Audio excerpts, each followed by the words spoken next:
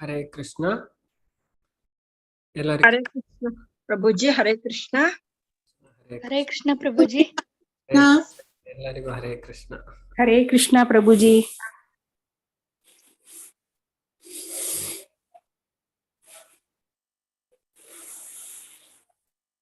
हरे कृष्ण प्रभु जी। ಎಲ್ಲರಿಗೂ ಹರೇ ಕೃಷ್ಣ ಇವತ್ತಿನ ओम ಪ್ರಾರ್ಥನೆ ಜೊತೆಗೆ ಇವತ್ತಿನ ಅಧ್ಯಯನ ಸ್ಟಾರ್ಟ್ ಮಾಡೋಣ. हरे कृष्णा प्रभु जी। ಹರೇ ಕೃಷ್ಣ. ಓಂ ನಮೋ ಭಗವತೆ ವಾಸುದೇವಾಯ. ಓಂ ನಮೋ ಭಗವತೆ ವಾಸುದೇವಾಯ. ಓಂ ನಮೋ ಭಗವತೆ ವಾಸುದೇವಾಯ. ನಾರಾಯಣಂ ನಮಸ್ಕೃತ್ಯಂ ನರಂ ಚೈವ ನರೋತ್ತಮಂ ದೇವೀಂ ಸರಸ್ವತಿಂ ವ್ಯಾಸಂ ತತೋ ಜಯಂ ಮುದೀರಯೇತ್.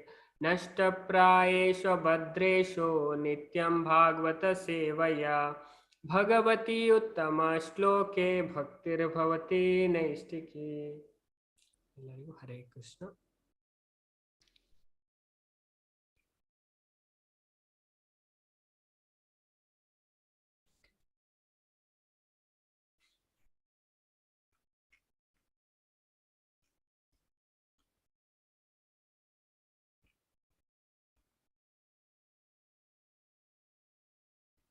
ನಾವು ಇಲ್ಲಿವರೆಗೆ ನಿನ್ನೆ ನೋಡಿದ್ದೇವೆ. ನಿನ್ನಿಂದ ನಾನು ಇಲ್ಲದೆ ನಿನ್ನೆ ಚೈತನ್ಯ ಮಹಾಪ್ರಭು ಯಾರು ಅವರ ಜೀವನದ ಬಗ್ಗೆ ನಾವು ಅಧ್ಯಯನ ಮಾಡೋದು.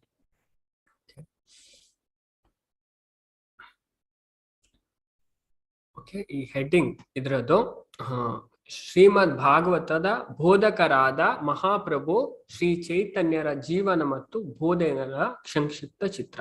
ಅಂದ್ರೆ ಈ ಪ್ರಸ್ತಾವನೆಯಲ್ಲಿ ಆಚಾರ್ಯರು ಚೈತನ್ಯ ಮಹಾಪ್ರಭು ಅವರು ಯಾಕೆ ಅವತಾರ ತಗೊಂಡು ಬಂದ್ರು ಕಲಿಯುಗದಲ್ಲಿ, ಮತ್ತೆ ಅವರ ಮಿಷನ್ ಎಂಥದ್ದು, ಅವ್ರು ಏನೆಲ್ಲ ಕಾರ್ಯ ಮಾಡಿದ್ರು ಸ್ವಲ್ಪ ಇದರಲ್ಲಿ ನಮಗೆ ತಿಳಿಸ್ತಾರೆ. ಹಾಗೆ ಡೀಟೇಲ್ ಆಗಿ ಚೈತನ್ಯ ಚರಿತಾಮೃತದಲ್ಲಿ ಚೈತನ್ಯ ಮಹಾಪ್ರಭುಗಳ ಜೀವನದ ವರ್ಣನೆ ತುಂಬಾ ವಿಸ್ತಾರವಾಗಿ ಉಂಟು. ಇಲ್ಲಿ ನಮಗೆ ಎಷ್ಟು ಬೇಕೋ ಅದನ್ನ ಪ್ರಭುಪಾದರು ಇಲ್ಲಿ ಇಂಟ್ರಡಕ್ಷನ್ ಪ್ರಸ್ತಾವನೆಯಲ್ಲಿ ತಿಳಿಸಿದ್ದಾರೆ. ಹಾಗೆ ನಾನು ಇದ್ರ ಬಗ್ಗೆ ಹೇಳ್ತೇನೆ.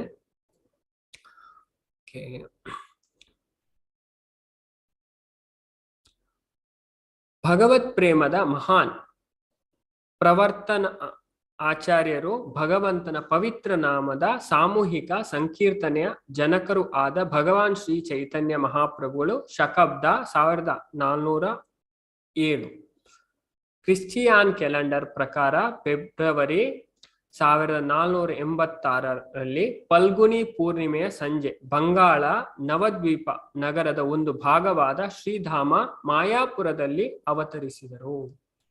ಚೈತನ್ಯ ಮಹಾಪ್ರಭು ಮಹಾನ್ ಭಗವಂತನ ಪವಿತ್ರ ನಾಮ ಸಂಕೀರ್ತನ ನಾವು ಅವರ ಬಗ್ಗೆ ಇದರಲ್ಲಿ ಅಧ್ಯಯನ ಮಾಡ್ತೇವೆ. ಅವರು ಇಲ್ಲಿ ಕೋಲ್ಕತ್ತಾದಲ್ಲಿ ಶ್ರೀಧಾಮ ಮಾಯಾಪುರ ಎನ್ನುವ ನವದ್ವೀಪ ಎಂಬ ನಗರದಲ್ಲಿ ಅವರು ಯಾವತ್ತು ಅವತರಿಸಿತು? ಫಲ್ಗುನಿ ಪೂರ್ಣಿಮೆ ಅಂದು ಸಂಜೆ ಬಂಗಾಳದಲ್ಲಿ ನವದ್ವೀಪ ಎಂಬ ನಗರದ ಶ್ರೀಧಾಮ ಮಾಯಾಪುರದಲ್ಲಿ ಅವರು ಅವತರಿಸಿದರು. ಚೈತನ್ಯ ಮಹಾಪ್ರಭುಗಳು ಅವತಾರ ಆಗಿದೆ. ಭಾಗವತದಲ್ಲಿಯೂ ಸಹ ಇದರುಂಟು. ಕಲಿಯುಗದಲ್ಲಿ ಅದೇ ಚೈತನ್ಯ ಮಹಾಪ್ರಭು ಬರ್ತಾರೆ ಅಂತ ಮಹಾಭಾರತದಲ್ಲಿ ಉಲ್ಲೇಖ ಉಂಟು. ತುಂಬಾ ವೈದಿಕ ಗ್ರಂಥಗಳಲ್ಲಿ ಅವರ ತಂದೆ ತಾಯಿಯ ಹೆಸರು ಅವ್ರು ಹೇಳಿ ಬರ್ತಾರೆ ಎಲ್ಲ ಉಲ್ಲೇಖ ಉಂಟು. ಹಾಗೆ ನೆಕ್ಸ್ಟ್ ಇದರಲ್ಲಿ ಹೇಳ್ತಾರೆ. ಓಕೆ, ಪ್ರಭುಪಾದರು ಮಹಾಪ್ರಭುಗಳ ತಂದೆಯಾದ ಶ್ರೀ ಜಗನ್ನಾಥ ಮಿಶ್ರರು ವಿದ್ವತ್ ಬ್ರಾಹ್ಮಣರು. ಸಿಲೆಟ್ ಜಿಲ್ಲೆಯವರಾದ ಶ್ರೀ ಜಗನ್ನಾಥ ಮಿಶ್ರರು ಆ ಕಾಲಕ್ಕೆ ಶಿಕ್ಷಣ ಮತ್ತು ಸಾಂಸ್ಕೃತಿಕ ಕೇಂದ್ರವೆಂದು ಹೆಸರುವಾಸಿಯಾಗಿದ್ದ ನವದ್ವೀಪದಲ್ಲಿ ವಿದ್ಯಾರ್ಥಿಯಾಗಿ ಬಂದು ನೆಲೆಸಿದರು. ನವದ್ವೀಪದ ಮಹಾನ್ ವಿದ್ವಾಂಸರಾದ ಶ್ರೀ ನೀಲಾಂಬರ ಚಕ್ರವರ್ತಿಯವರ ಪುತ್ರಿ ಶ್ರೀಮತಿ ಸಚೀದೇವಿಯವರನ್ನು ವಿವಾಹ ಮಾಡಿಕೊಂಡು ಅವರು ಗಂಗಾ ನದಿಯಲ್ಲಿ ವಾಸ್ತವ್ಯ ಹೂಡಿದರು. ಓಕೆ, ಚೈತನ್ಯ ಮಹಾಪ್ರಭು ಅವರ ತಂದೆ ಅವರಿಗೆ ನಿಮಾಯಿ ಅಂತ ಆ ಹೆಸರು ಯಾಕೆ ಬಂತು ಅಂತ ನಾವು ಮುಂದಿನ ಪ್ಯಾರಾಗ್ರಾಫ್ ಅಲ್ಲಿ ನೋಡ್ತೇವೆ. ಚೈತನ್ಯ ಮಹಾಪ್ರಭುಗಳೇ ಬಾಲ್ಯದಲ್ಲಿ ನಿಮಾಯಿ ಅಂತ ಹೆಸರಿತ್ತು ಮಹಾಪ್ರಭುಗಳು. ಅವರ ತಂದೆಯ ಹೆಸರು ಜಗನ್ನಾಥ ಮಿಶ್ರಾ ಮತ್ತೆ ತಾಯಿಯ ಹೆಸರು ಶಚಿದೇವಿ. ಇದನ್ನ ನೀವು ನೆನಪಿಟ್ಕೊಳ್ಬೇಕು ಎಲ್ಲರೂ. ಓಕೆ, ನಾನು ನಾಳೆ ಪ್ರಶ್ನೆ ಕೇಳ್ತೇನೆ. ಓಕೆ, ಚೈತನ್ಯ ಮಹಾಪ್ರಭುವರ ತಂದೆ ತಾಯಿಯ ಹೆಸರೇನು? ತಂದೆಯ ಹೆಸರು ಜಗನ್ನಾಥ ಮಿಶ್ರಾ. ಅವರು ವಿದ್ವತ್ ಬ್ರಾಹ್ಮಣರು. ಅವರು ಸಿಲ್ಲೆಟ್ ಜಿಲ್ಲೆಯ ಅಲ್ಲಿ ಅವರು ಒಂದು ಕಾಲಕ್ಕೆ ಶಿಕ್ಷಣ ಮತ್ತು ಸಾಂಸ್ಕೃತಿಕ ಕೇಂದ್ರವನ್ನ ಅವರ ನಿರ್ವಹಿಸ್ತಿದ್ರು ಅಲ್ಲಿ. ಅವರ ತಾಯಿ ಹೆಸರು ಸಚಿದೇವಿ ಅಂತ. ಸಚಿದೇವಿ ಯಾರಂದ್ರೆ ಅಲ್ಲಿ ಒಬ್ಬರು ನವದ್ವೀಪದಲ್ಲಿ, ಓಕೆ, ಅವರು ಜನಿಸಿದ ಅಲ್ಲೇ ನವದ್ವೀಪ, ಶ್ರೀಧಾಮ ಮಾಯಾಪುರದಲ್ಲಿ ಆ ಜಾಗವಿರೋದು ನವದ್ವೀಪ ಅಂದ್ರೆ. ಅಲ್ಲಿ ಒಬ್ಬರು ಮಹಾನ್ ವಿದ್ವಾಂಸರು ಅಂತಿದ್ರು. ಅವರ ಹೆಸರು ನೀಲಾಂಬರ ಚಕ್ರವರ್ತಿ ಅಂತ. ಅವರ ಮಗಳ ಹೆಸರು ಸಚಿದೇವಿ. ಅವರನ್ನ ಈ ಜಗನ್ನಾಥ ಮಿಶ್ರರು ಮದುವೆಯಾಗಿದ್ರು. ಓಕೆ, ಜಗನ್ನಾಥ ಮಿಶ್ರರು ಈ ಸಚಿದೇವಿಯನ್ನ ಮದುವೆಯಾಗಿದ್ರು. ಅವರು ಯಾರ ತಂಗಿ? ಸಚಿದೇವಿ, ನೀಲಾಂಬರ ಚಕ್ರವರ್ತಿ ಅವರ ಮಗಳು. ನಂತರ ಜಗನ್ನಾಥ ಮಿಶ್ರರಿಗೆ ತಮ್ಮ ಪತ್ನಿ ದೇವಿಯಲ್ಲಿ ಅನೇಕ ಪುತ್ರಿಯರ ಜನನವಾಯಿತು. ಆದರೆ ಇವರಲ್ಲಿ ಬಹಳ ಜನ ಪುತ್ರಿಯರು ಚಿಕ್ಕ ವಯಸ್ಸಿನಲ್ಲೇ ಮರಣ ಹೊಂದಿದರು. ಈ ಜಗನ್ನಾಥ ಮಿಶ್ರರಿಗೆ, ಓಕೆ, ಚೈತನ್ಯ ಮಹಾಪ್ರಭುವರ ತಂದೆಗೆ ಸಚಿದೇವರಿಂದ ತುಂಬಾ ಪುತ್ರಿಯರ ಅಂದ್ರೆ ಹೆಣ್ಣು ಮಕ್ಕಳ ಜನನ ಆಯಿತು. ಆ ಜನನ ಆದ ಬಳಿಕ, ಓಕೆ, ಆದರೆ ಅವರೆಲ್ಲ ಬಹಳ ಜನ ಪುತ್ರಿಯರು ಏನಾಗ್ತಾರೆ? ಚಿಕ್ಕ ವಯಸ್ಸಿನಲ್ಲೇ ಮರಣ ಹೊಂದ್ತಾರೆ. ಅದು ಕಳೆದ್ಮೇಲೆ ಉಳಿದ ಇಬ್ಬರು ಪುತ್ರರಾದ ವಿಶ್ವರೂಪ ಮತ್ತು ವಿಶ್ವಂಭರರು ಕೊನೆಗೆ ಪಿತೃವಾತ್ಸಲ್ಯಕ್ಕೆ ಪಾತ್ರರಾದರು. ಮತ್ತೆ ಅವರ ಆ ನಂತರ ತುಂಬಾ ಜನ ಚಿಕ್ಕ ವಯಸ್ಸಿನಲ್ಲಿ ಮರಣ ಹೊಂತಾರೆ. ನಂತರ ಇಬ್ಬರು ಪುತ್ರರಾದ ಅವರ ಇಬ್ರು ಪುತ್ರರು ಅವರ ಹೆಸರೇನು? ವಿಶ್ವರೂಪ ಮತ್ತೆ ವಿಶ್ವಂಬರ. ಓಕೆ, ಈ ವಿಶ್ವಂಬರ ಚೈತನ್ಯ ಮಹಾಪ್ರಭು. ಓಕೆ, ಅವರೇ ನಿಮಾಯಿ ಪಂಡಿತಿ ಆಗುವಂತದ್ದು. ಓಕೆ, ಅವ್ರಿಗೆ ತುಂಬಾ ಹೆಸರಿತ್ತು, ನಿಮಾಯಿ, ವಿಶ್ವಂಬರ. ನಾವು ಕೆಲವು ಹೆಸರನ್ನ ಇಲ್ಲಿ ನೋಡ್ತೇವೆ ಚೈತನ್ಯ ಮಹಾಪ್ರಭುಗೆ ಚಿಕ್ಕ ವಯಸ್ಸಿನಲ್ಲಿ. ಅದೇ ಆ ಚಿಕ್ಕ ವಯಸ್ಸಿನಲ್ಲಿ ಅವರು ಮರಣ ಹೊಂತಾರೆ, ತುಂಬಾ ಪುತ್ರಿಯರ ಜನ್ಮ ಆಗುತ್ತೆ. ನಂತರ ಅವರ ಇಬ್ಬರು ಪುತ್ರರಾಗ್ತಾರೆ. ಅವರ ಹೆಸರು ವಿಶ್ವರೂಪ ಮತ್ತು ವಿಶ್ವಂಬರ. ಕೊನೆಗೆ ಪಿತೃ ವಾತ್ಸಲ್ಯಕ್ಕೆ ಪಾತ್ರರಾದರು, ಅವರು ಪ್ರೀತಿಗೆ ಪಾತ್ರರಾದ್ರು. ಹತ್ತನೆಯ ಹಾಗೂ ಕೊನೆಯ ಮಗನಾದ ವಿಶ್ವಂಬರನು ಮುಂದೆ ನಿಮಾಯಿ ಪಂಡಿತನೆಂದು ಸನ್ಯಾಸಾಶ್ರಮ ಸ್ವೀಕರಿಸದ ಅನಂತರ ಭಗವಾನ್ ಶ್ರೀ ಚೈತನ್ಯ ಮಹಾಪ್ರಭು ವಿಖ್ಯಾತನಾದನು. ಹತ್ತನೆಯ ಹಾಗೂ ಕೊನೆಯ ಪುತ್ರನ ಹೆಸರೇನು? ವಿಶ್ವಂಬರ. ಮುಂದೆ ಅವರೇ ನಿಮಾಯಿ ಆಗುವಂಥದ್ದು. ಅದಕ್ಕೆ ಮುಂಚೆಯದು ವಿಶ್ವರೂಪ. ಕೊನೆಯ ಮಗನ ಹೆಸರು ವಿಶ್ವಂಬರ, ಅವರೇ ಚೈತನ್ಯ ಮಹಾಪ್ರಭು. ಅವರು ನಂತರ ಅವರಿಗೆ ಚೈತನ್ಯ ಮಹಾಪ್ರಭು ಅಂತ ಹೆಸರಾಗುವುದು ಅವರು ಸನ್ಯಾಸಾಶ್ರಮ ಸ್ವೀಕರಿಸಿದ ನಂತರ. ಅವರು ಭಗವಾನ್ ಶ್ರೀ ಚೈತನ್ಯ ಪ್ರಭು ಎಂದು ವಿಖ್ಯಾತನಾದನು. ಅವರು ವಿಖ್ಯಾತ ಆಗ್ತಾರೆ.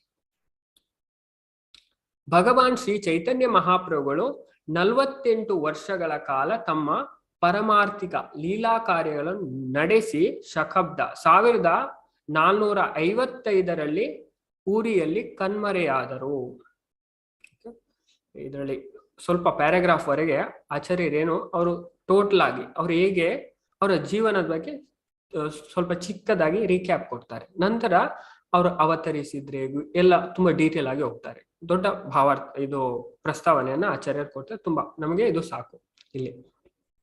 ಹಾಗೆ ಅವರು ತುಂಬಾ ಚೈತನ್ಯ ಮಹಾಪ್ರಭು 48 ವರ್ಷಗಳ ಕಾಲ ಅವರು ಲೀಲೆಯನ್ನ ಮಾಡಿದ್ರು. ಓಕೆ, ಯಾವಾಗ ನಡೆಸಿ ಕೊನೆಗೆ 1455ರಲ್ಲಿ. ಓಕೆ, ಚೈತನ್ಯ ಮಹಾಪ್ರಭು ಬಂದದ್ದು 500 ವರ್ಷಗಳ ಹಿಂದೆ. ಹಾಗೆ ಅವರು 48 ವರ್ಷಗಳ ಕಾಲ ತಮ್ಮ ಪರಮಾರ್ಥಿಕ ಲೀಲೆಯನ್ನ ನಡೆಸಿದ್ರು. ಕೊನೆಗೆ 1455ರಲ್ಲಿ ಅವರು ಜಗನ್ನಾಥಪುರಿಯಲ್ಲಿ ಕಣ್ಮರೆಯಾದರು. ಅದನ್ನ ನಾವು ಲಾಸ್ಟ್ ಆಗಿ ನೋಡ್ತೇವೆ. ಹಾಗೆ ಅವರು ನಂತರ ಹೇಳ್ತಾರೆ ಆಚಾರ್ಯರು, ಮಹಾಪ್ರಭುಗಳು ತಮ್ಮ ಜೀವನದ 24 ವರ್ಷಗಳವರೆಗೆ ವಿದ್ಯಾರ್ಥಿಯಾಗಿ ಮತ್ತು ಗೃಹಸ್ಥರಾಗಿ ನವದ್ವೀಪದಲ್ಲಿ ಇದ್ದರು. 24 ವರ್ಷವರೆಗೆ ಅವರು ವಿದ್ಯಾರ್ಥಿಯಾಗಿ ಅಂದ್ರೆ ಸ್ಟೂಡೆಂಟ್ ಆಗಿ ಮತ್ತೆ ಗೃಹಸ್ಥರಾಗಿ ಅವ್ರು ಮದುವೆ ಆಗಿದ್ರು, ನವದ್ವೀಪದಲ್ಲಿ ಇದ್ರು. ಅವರ ಮೊದಲ ಪತ್ನಿ ಶ್ರೀಮತಿ ಲಕ್ಷ್ಮೀ ಪ್ರಿಯೆ. ಓಕೆ, ಅವರ 2 ಮದುವೆ ಆಗಿದೆ. ಓಕೆ, ಅದನ್ನ ನಾವು ಇಲ್ಲಿ ನೋಡ್ತೇವೆ.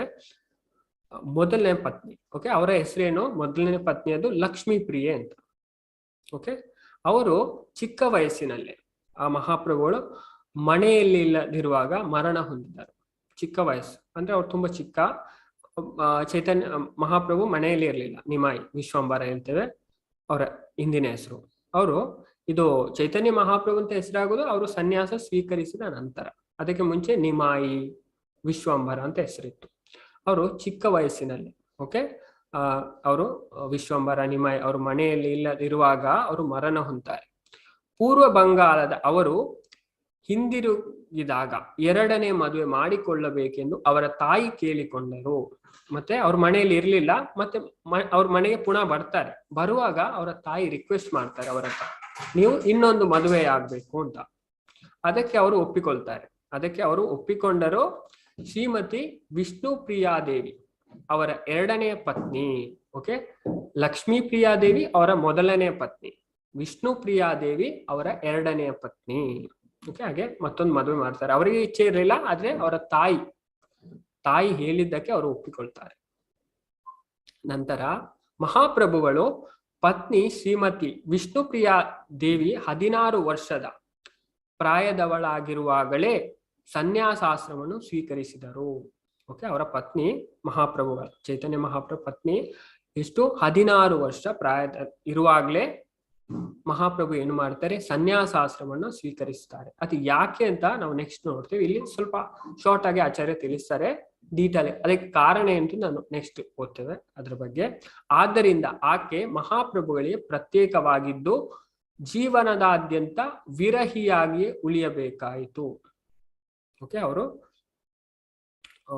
ಹಾಗೆ ಮಾಡಿದ್ರಿಂದ ಪ್ರತ್ಯೇಕವಾಗಿದ್ರು. ಓಕೆ, ಆದ್ರಿಂದ ಜೀವನದಾದ್ಯಂತ ಅವರು ವಿರಹಿಯಾಗಿ ಇದ್ರು. ನಂತರ ಹೇಳ್ತಾರೆ, ಸನ್ಯಾಸಾಶ್ರಮ ಸ್ವೀಕರಿಸಿದ ಅನಂತರ ಮಹಾಪ್ರಭುಗಳು ತಮ್ಮ ತಾಯಿ ಶ್ರೀಮತಿ ಸಚೀದೇವಿಯವರ ಮನವಿಯ ಮೇರೆಗೆ ಜಗನ್ನಾಥಪುರಿಯನ್ನು ತಮ್ಮ ಕಾರ್ಯಕೇಂದ್ರವನ್ನಾಗಿ ಮಾಡಿಕೊಂಡರು. ಸನ್ಯಾಸಾಶ್ರಮ ಸ್ವೀಕರಿಸಿದ ನಂತರ, ಓಕೆ, ಮಹಾಪ್ರಭುಗಳು ತಮ್ಮ ತಾಯಿ, ಅವರ ತಾಯಿ ಸಚೀದೇವಿ ಅವರು, ಓಕೆ, ಜಗನ್ನಾಥ ಮಿಶ್ರ ಅವರ ತಂದೆ, ಸಚೀದೇವಿ ಅವರ ತಾಯಿ, ಅವರ ಮನವರಿಕೆಗೆ ಅವರು ಜಗನ್ನಾಥಪುರಿಯನ್ನು ಅವರು ರಿಕ್ವೆಸ್ಟ್ ಮಾಡ್ತಾರೆ, ನೀವು ಅದನ್ನ ಕಾರ್ಯಕೇಂದ್ರವಾಗಿ ಮಾಡಿಕೊಳ್ಬೇಕು ಅಂತ. ಅವರ ಮೇರೆಗೆ ಇವರು ಕಾರ್ಯಕೇಂದ್ರವನ್ನಾಗಿ ಮಾಡಿಕೊಳ್ತಾರೆ. ಹಾಗೆ ಅವರು ಚೈತನ್ಯ ಮಹಾಪ್ರಭುಗಳು 24 ವರ್ಷ ಕಾಲ ಜಗನ್ನಾಥಪುರಿಯಲ್ಲಿ ಇದ್ರು. ಈ ಅವಧಿಯಲ್ಲಿ 6 ವರ್ಷಗಳ ಕಾಲ ಸತತವಾಗಿ ಅವರು ಶ್ರೀಮದ್ ಭಾಗವತವನ್ನು ಬೋಧಿಸುತ್ತಾ, ಓಕೆ, ವಿಶೇಷವಾಗಿ ಭಾರತದಾದ್ಯಂತ, ವಿಶೇಷವಾಗಿ ಅವರು ದಕ್ಷಿಣ ಭಾರತ, ಓಕೆ, ದಕ್ಷಿಣ ಭಾರತದಾದ್ಯಂತ ಸಂಚರಿಸುತ್ತಾರೆ. ಓಕೆ, ಇಲ್ಲಿ ಉಡುಪಿಗೆ ಸಹ ಬಂದಿದ್ದಾರೆ. ಓಕೆ, ಉಡುಪಿಗೆ ಚೈತನ್ಯ ಚರಿತಾಮೃತದಲ್ಲಿ ವರ್ಣನೆ ಉಂಟು. ಉಡುಪಿ ಕೃಷ್ಣನ ನೋಡ್ಲಿಕ್ಕೆ ಚೈತನ್ಯ ಮಹಾಪ್ರಭು ಉಡುಪಿಗೆ ಸಹ ಬಂದಿದ್ದಾರೆ. ಮಧ್ವಾಚಾರ್ಯ ಸ್ಥಾನೇ ಹೇಳ ಜಹ ತತ್ವಾದಿ ಉಡುಪಿತೆ ಕೃಷ್ಣಾದೇಕೆ ಪ್ರೇಮೋನ್ವಾರಿ. ಉಡುಪಿಯ ಕೃಷ್ಣನ ನೋಡಿದ್ದಾರೆ ಅವರು. ತುಂಬಾ ಅಲ್ಲಿ ಭಗವಂತನ ವಿಗ್ರಹ ನೋಡಿ ಅಷ್ಟು ಇದಾಗಿ ಅವರು ಇದು ಮಾಡಿದ್ದಾರೆ, ಅಲ್ಲಿ ನೃತ್ಯ ಮಾಡಿದ್ದಾರೆ ಚೈತನ್ಯ ಮಹಾಪ್ರಭು. ಓಕೆ, ದಕ್ಷಿಣ ಭಾರತದಾದ್ಯಂತ ಸಂಚರಿಸಿದರು ತುಂಬಾ ಕಡೆ ಈ ಭಾಗವತವನ್ನು. ಓಕೆ, 6 ವರ್ಷಗಳ ಕಾಲ. ಇಷ್ಟು ಈ ಅವಧಿಯಲ್ಲಿ, ಆ ಅವಧಿಯಲ್ಲಿ ಅವರು 24 ವರ್ಷ ಕಾಲ ಪುರಿಯಲ್ಲಿದ್ರು. ಆ ಅವಧಿಯಲ್ಲಿ 6 ವರ್ಷಗಳ ಕಾಲ ಅವರು ಶ್ರೀಮದ್ ಭಾಗವತವನ್ನು ಸತತವಾಗಿ ಬೋಧಿಸುತ್ತಾ ಭಾರತದಾದ್ಯಂತ, ವಿಶೇಷವಾಗಿ ದಕ್ಷಿಣ ಭಾರತದ ಅವರು ಸಂಚರಿಸ್ತಾರೆ. ನಂತರ ಮಹಾಪ್ರಭು ಚೈತನ್ಯರು ಶ್ರೀಮದ್ ಭಾಗವತವನ್ನು ಬೋಧಿಸಿದಷ್ಟೇ ಅಲ್ಲದೆ ಅತ್ಯಂತ ಕಾರ್ಯಸಾಧ್ಯವಾದ ರೀತಿಯಲ್ಲಿ ಭಗವದ್ಗೀತೆಯ ಉಪದೇಶವನ್ನು ಬೋಧಿಸಿದರು. ಶ್ರೀಮದ್ ಭಾಗವತವನ್ನು ಮಾತ್ರ ಅಷ್ಟಲ್ಲದೆ ಕಾರ್ಯಸಾಧ್ಯವಾದ ರೀತಿಯಲ್ಲಿ ಯಾವುದನ್ನು? ಭಗವದ್ಗೀತೆಯನ್ನು ಸಹ ಉಪದೇಶ ಮಾಡಿದ್ದಾರೆ. ಭಗವದ್ಗೀತೆಯಲ್ಲಿ ಭಗವಾನ್ ಶ್ರೀಕೃಷ್ಣನು ದೇವೋತ್ತಮ ಪರಮಪುರುಷನೆಂದು ಚಿತ್ರಿಸಲಾಗಿದೆ. ಪರಮಾರ್ಥಿಕ ಜ್ಞಾನದ ಮಹಾನ್ ಗ್ರಂಥವಾದ ಇದರಲ್ಲಿ ಅವನ ಕೊನೆಯ ಉಪದೇಶವೆಂದರೆ, ಯಾರೇ ಆಗಲಿ ಧಾರ್ಮಿಕ ಚಟುವಟಿಕೆಗಳ ಸಕಲ ವಿಧಾನಗಳನ್ನು ತ್ಯಜಿಸಿ ತನ್ನನ್ನು, ಭಗವಾನ್ ಕೃಷ್ಣನನ್ನು ಏಕೈಕ ಆರಾಧ್ಯ ದೈವವೆಂದು ಅಂಗೀಕರಿಸಬೇಕೆಂಬುದೇ ಆಗಿದೆ. ಓಕೆ, ಭಗವದ್ಗೀತೆಯಲ್ಲಿ ಭಗವಂತ ಕೃಷ್ಣ ದೇವೋತ್ತಮ ಪುರುಷ ಏನ್ ಹೇಳ್ತಾರೆ? ಆ ಪರಮಾತ್ಮಿಕ ಜ್ಞಾನವಾದ ಮಹಾನ್ ಗ್ರಂಥ ಭಗವದ್ಗೀತಾ. ಓಕೆ, ಮಹಾಭಾರತದಲ್ಲಿ ಬರುವ ಶ್ರೇಷ್ಠವಾದ ಗ್ರಂಥ ಭಗವದ್ಗೀತಾ. ಆದ್ರೆ ಇಡೀ ಮಹಾಭಾರತ ಅದಕ್ಕೋಸ್ಕರವೇ ಮಾಡಿದಂತೆ. ಓಕೆ, ಭಗವದ್ಗೀತೆಯನ್ನ ಹೇಳಲಿಕ್ಕೋಸ್ಕರ. ಹಾಗೆ ಯಾರೇ ಆಗಲಿ, ಭಗವಂತ ಏನ್ ಹೇಳುದು ಭಗವದ್ಗೀತೆಯಲ್ಲಿ, ಸರ್ವಧರ್ಮಾನ್ ಪರಿತ್ಯಜ್ಯ ಮಾಮೇಕಂ ಶರಣಂ ವ್ರಜ ಅಹಂ ತ್ವಂ ಸರ್ವ ಪಾಪೇಭ್ಯ ಮೋಕ್ಷಯಿಷ್ಯಾಮಿ ಮಾ ಶುಚ. ಯಾರೇ ಆಗಲಿ ಎಲ್ಲಾ ಧಾರ್ಮಿಕ ಚಟುವಟಿಕೆ ಸಕಲ ವಿಧಾನಗಳನ್ನು ತ್ಯಜಿಸಿ ಏನ್ ಮಾಡ್ಬೇಕು, ಅವರು ಭಗವಂತನೇ. ಮಾಂ ಏಕಂ, ಭಗವಂತ ಅಲ್ಲಿ ಏಕಂ ವರ್ಡ್ ಯೂಸ್ ಮಾಡ್ತಾರೆ. ನನಗೊಬ್ಬನಿಗೆ ಶರಣಾಗಿ ನಾನು ನಿಮ್ಮನ್ನು ಏನ್ ಮಾಡ್ತೇನೆ, ಎಲ್ಲಾ ಪಾಪದ ಪ್ರತಿಕ್ರಿಯೆಗಳಿಂದ ಬಿಡುಗಡೆ ಮಾಡುತ್ತೇನೆ, ಹೆದರಬೇಡಿ ಅಂತ ಹೇಳ್ತಾರೆ ಭಗವಂತ. ಮಾ ಶುಚ ಅಹಂ ತ್ವಂ ಸರ್ವ ಪಾಪೇಭ್ಯ, ನಾನು ನಿಮ್ಮನ್ನು ಎಲ್ಲಾ ಪಾಪಗಳಿಂದ ಬಿಡುಗಡೆ ಮಾಡ್ತೇನೆ. ಮಾ ಶುಚ ಕೊನೆಗೆ ಹೇಳ್ತೆ ಹೆದರಬೇಡಿ. ಅದನ್ನೇ ಇಲ್ಲಿ ಆಚರಣೆ. ಭಗವಂತನೇ ಕೃಷ್ಣನೇ ಏಕೈಕ ಆರಾಧ್ಯ ದೈವ ಎಂದು ಅಂಗೀಕರಿಸಬೇಕೆಂದು ಆಗಿದೆ ಭಗವಂತ ಸ್ಪಷ್ಟವಾಗಿ ಹೇಳ್ತಾರೆ. ಅಂತಹ ಭಕ್ತರು ಎಲ್ಲಾ ರೀತಿಯ ಪಾಪಗಳಿಂದ ರಕ್ಷಿತರಾಗುವರೆಂದು ಆತಂಕಕ್ಕೆ ಕಾರಣವಿಲ್ಲವೆಂದು ಭಗವಾನ್ ಶ್ರೀಕೃಷ್ಣನು ಆಸ್ವಾದನೆ ಇತ್ತಿದ್ದಾನೆ. ಭಗವದ್ಗೀತೆಯಲ್ಲಿ ಭಗವಂತ ಹೇಳ್ತಾರೆ. ಶ್ರೀಕೃಷ್ಣನ ನೇರ ಆದೇಶ ಮತ್ತು ಭಗವದ್ಗೀತೆಯ ಉಪದೇಶಗಳು ಇದ್ದರೂ ಸಹ ದುರಾದೃಷ್ಟವಂತರಾದ ಬುದ್ಧಿಹೀನರು ಕೃಷ್ಣನು ಕೇವಲ ಒಬ್ಬ ಮಹಾನ್ ಇತಿಹಾಸ ಪುರುಷನೆಂದು ತಪ್ಪಾಗಿ ಗ್ರಹಿಸುತ್ತಾರೆ. ಇಷ್ಟೆಲ್ಲ ಭಗವಂತ ನೇರವಾಗಿ ಹೇಳ್ತಾರೆ. ಭಗವಂತನ ವಾಣಿ, ಓಕೆ, ಭಗವಂತನ ಹಾಡು ಭಗವದ್ಗೀತೆ ಅಂತ ಒಂದು ನೇರವಾದ ವಾಣಿ. ಅದು ಇದ್ದರೂ ಸಹ ದುರಾದೃಷ್ಟವಂತರಾದ, ಅದೇ ಈ ಕಲಿಯುಗದ ಜನರು ಬುದ್ಧಿಹೀನರು ಕೇವಲ ಕೃಷ್ಣ ಎಂತ ಅಂತ ಅವರು ಭಾವಿಸ್ತಾರೆ, ಒಬ್ಬ ಮಹಾನ್ ಇತಿಹಾಸ ಪುರುಷ ಅಂತ ತಪ್ಪಾಗಿ ಗ್ರಹಿಸುತ್ತಾರೆ. ಆದ್ದರಿಂದ ಅವನನ್ನು ಆದಿದೇವೋತ್ತಮ ಪುರುಷನೆಂದು ಒಪ್ಪಿಕೊಳ್ಳುವುದಿಲ್ಲ, ಜನರು ಒಪ್ಪಿಕೊಳ್ಳುವುದಿಲ್ಲ. ಇಂತಹ ಅಜ್ಞಾನಿ ಜನರು ಅನೇಕ ಮಂದಿ ಅಭಕ್ತರಿಂದ ತಪ್ಪು ದಾರಿಗೆ ಎಸೆಯಲ್ಪಡುತ್ತಾರೆ. ತುಂಬಾ ಜನ ಅಜ್ಞಾನಿ ಇದ್ದಾರೆ, ಅವರು ಅಜ್ಞಾನದಿಂದ ಏನ್ ಮಾಡ್ತಾರೆ, ಮತ್ತೊಬ್ಬರನ್ನ ತಪ್ಪು ದಾರಿಗೆ ಎಳೆಯುತ್ತಾರೆ. ಓಕೆ, ಇದನ್ನು ಅದಕ್ಕೋಸ್ಕರ ಚೈತನ್ಯ ಮಹಾಪ್ರಭು ಇದನ್ನ ಬೋಧಿಸ್ಲಿಕ್ಕೆ ಬಂದಿದ್ದಾರೆ. ಭಕ್ತಿ ಹೇಗೆ ಮಾಡ್ಬೇಕು ಅಂತ ಭಗವಂತನಿಂದ ಹೆಚ್ಚು ಸ್ಪಷ್ಟವಾಗಿ ನಮಗೆ ಯಾರು ತಿಳಿಸ್ಲಿಕ್ಕೆ ಸಾಧ್ಯ ಇಲ್ಲ. ಅದಕ್ಕೋಸ್ಕರ ಚೈತನ್ಯ ಮಹಾಪ್ರಭು ಸ್ವತಃ, ಓಕೆ, ಆಚಾರ್ಯ ಸರ್, ನಾನು ಸಹ ಚೈತನ್ಯ ಮಹಾಪ್ರಭು ಇದನ್ನೇ ಮುಂದೆ ಕೊಂಡೋಗ್ತಾ ಇದ್ದೇನೆ. ಇಸ್ಕಾನ್ ಸಂಸ್ಥೆ ಯಾರು ಸ್ಟಾರ್ಟ್ ಮಾಡಿದ್ದು, ಚೈತನ್ಯ ಮಹಾಪ್ರಭು ಶುರು ಮಾಡಿದ್ದು, ಅದನ್ನೇ ಆಚಾರ್ಯರು ಮುಂದೆ ಕೊಂಡೋಗ್ತಾ ಇದ್ದಾರೆ.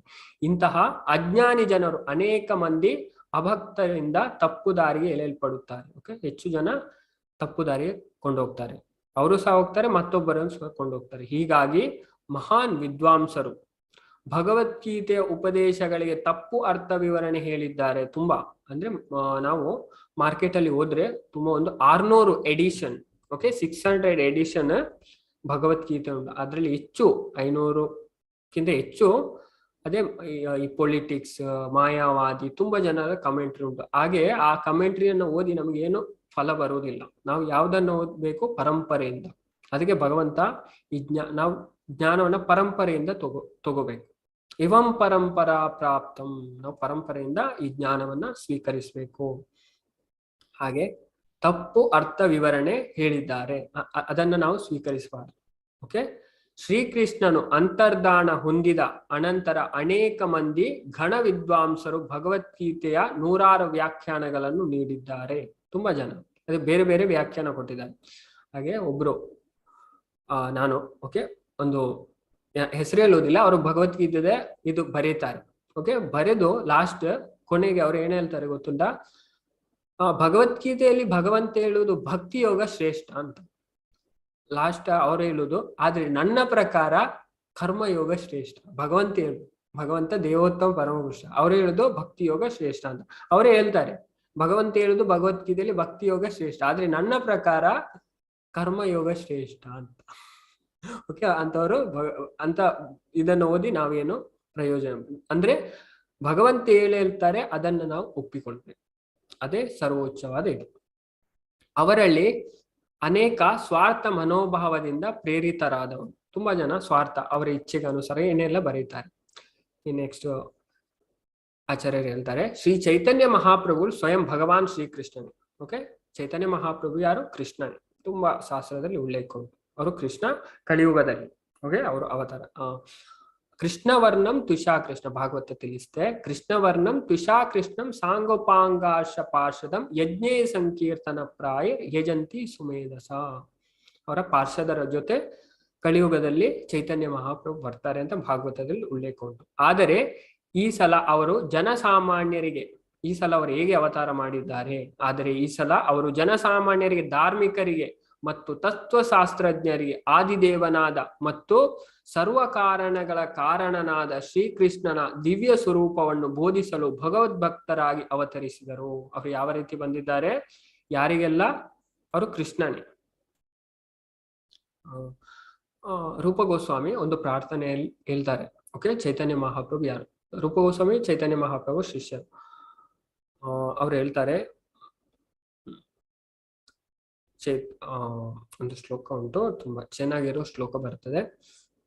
ನಮೋ ಮಹಾವದನ್ಯಾಯ ಕೃಷ್ಣ ಪ್ರೇಮ ಪ್ರದಾಯತೆ ಕೃಷ್ಣಾಯ ಕೃಷ್ಣ ಚೈತನ್ಯ ನಾಮ್ನೆ ಘೋರತುಷೇ ನಮಃ. ನೀವು ಕೃಷ್ಣ, ನೀವು ಯಾರು? ಸಾಕ್ಷಾತ್ ಕೃಷ್ಣನೇ, ಕೃಷ್ಣ ಚೈತನ್ಯ ನಾಮ್ನೆ ಘೋರತುಷೇ ನಮೋ ನಮಃ. ಯಾಕೆ? ನೀವು ಯಾವ್ದನ್ನ ಕೊಡ್ಲಿಕ್ಕೆ ಬಂದಿದ್ದಾರೆ?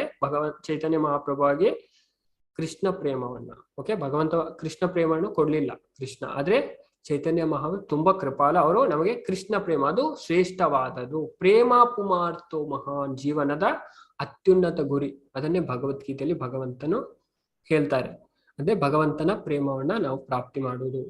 ಆದರೆ ಈ ಸಲ ಓಕೆ, ಈ ಕಲಿಯುಗದಲ್ಲಿ ಜನಸಾಮಾನ್ಯರಿಗೆ, ಓಕೆ, ಧಾರ್ಮಿಕರಿಗೆ, ಅದರಲ್ಲಿ ಯಾರಿಗೆಲ್ಲ? ಜನಸಾಮಾನ್ಯರಿಗೆ, ಯಾರಿಗೆಲ್ಲ?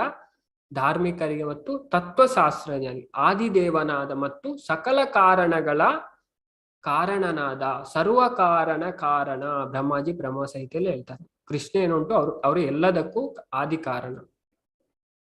ಈಶ್ವರ ಪರಮ ಕೃಷ್ಣ ಸಚ್ಚಿದಾನಂದ ವಿಗ್ರಹ ಅನಾದಿರ್ ಆದಿರ್ ಗೋವಿಂದ ಸರ್ವ ಕಾರಣ ಕಾರಣಂ. ಕೃಷ್ಣ ಸರ್ವ ಕಾರಣ ಕಾರಣ, ಕಾಸ್ ಆಫ್ ಆಲ್ ಕಾಸಸ್. ಶ್ರೀಕೃಷ್ಣನ ದಿವ್ಯ ಸ್ವರೂಪವನ್ನು ಬೋಧಿಸಲು, ಭಗವಂತನ ದಿವ್ಯ ಸ್ವರೂಪವನ್ನು ಬೋಧಿಸಲು ಭಗವದ್ಭಕ್ತರಾಗಿ ಅವತರಿಸಿದರು. ಚೈತನ್ಯ ಮಹಾಪ್ರಭು ಭಗವದ್ಭಕ್ತರಾಗಿ ಅವತರಿಸಿದರು. ಹಾಗೆ ಅವರು ವ್ರಜಭೂಮಿಯಲ್ಲಿ, ಅಂದ್ರೆ ವೃಂದಾವನ, ವ್ರಜಭೂಮಿ ಅಂದ್ರೆ ವ್ರಜರಾಜನ, ವ್ರಜರಾಜ ಅಂದ್ರೆ ನಂದ ಮಹಾರಾಜ, ಓಕೆ, ಪುತ್ರನಾಗಿ ಹುಟ್ಟಿದ ಶ್ರೀಕೃಷ್ಣನೇ ದೇವೋತ್ತಮ ಪರಮ ಪುರುಷನು. ಕೃಷ್ಣನೇ ದೇವೋತ್ತಮ ಪರಮ ಪುರುಷನು. ಆದ್ದರಿಂದ ಅವನು ಸರ್ವಪೂಜಿತನು ಎಂಬುದೇ ಅವರ ಬೋಧನೆಗಳ ಸಾರಾಂಶ. ಅವರೇ ಸರ್ವಪೂಜಿತ ಎಂದು ಅವರ ಬೋಧನೆಗಳ ಸಾರಾಂಶ. ನಾವು ನಿನ್ನೆ ನೋಡಿದ್ವಿ.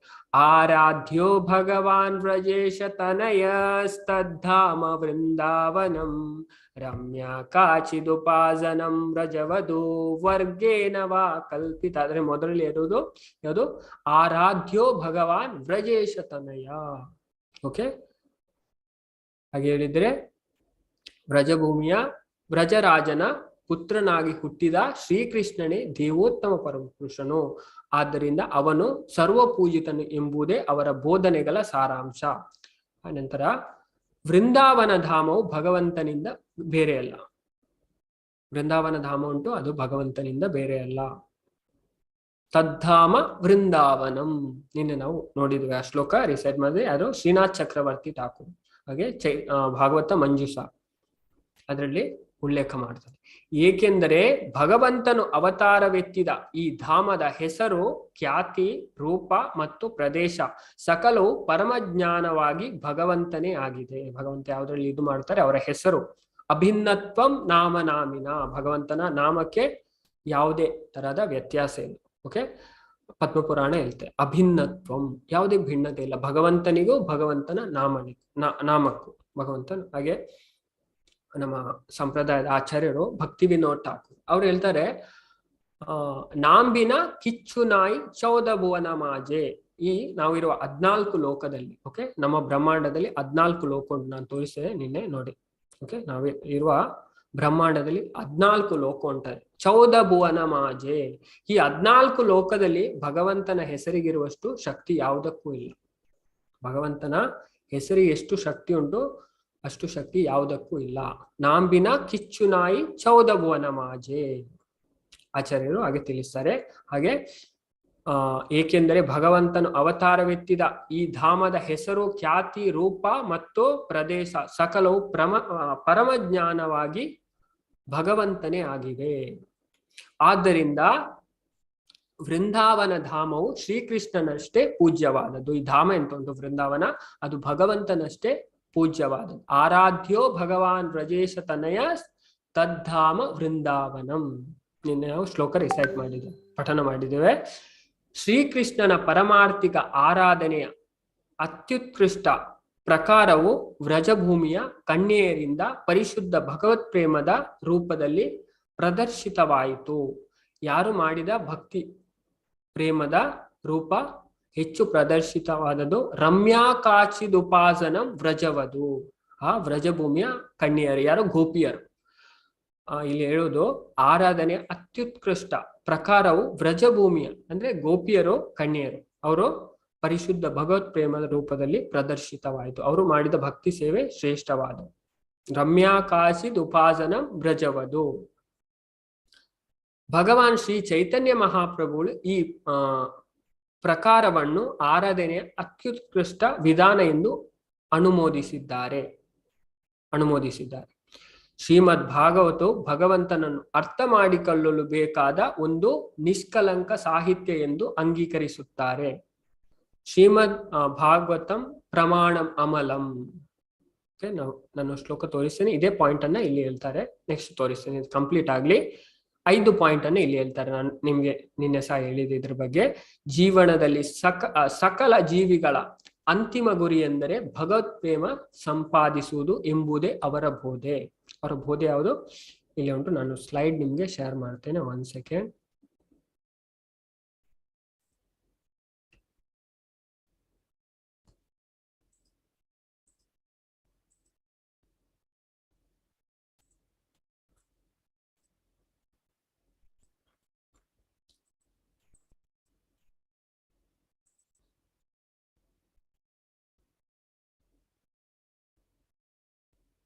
ಇಲ್ಲ, ಈ ಪಾಯಿಂಟ್ 5 ಪಾಯಿಂಟ್.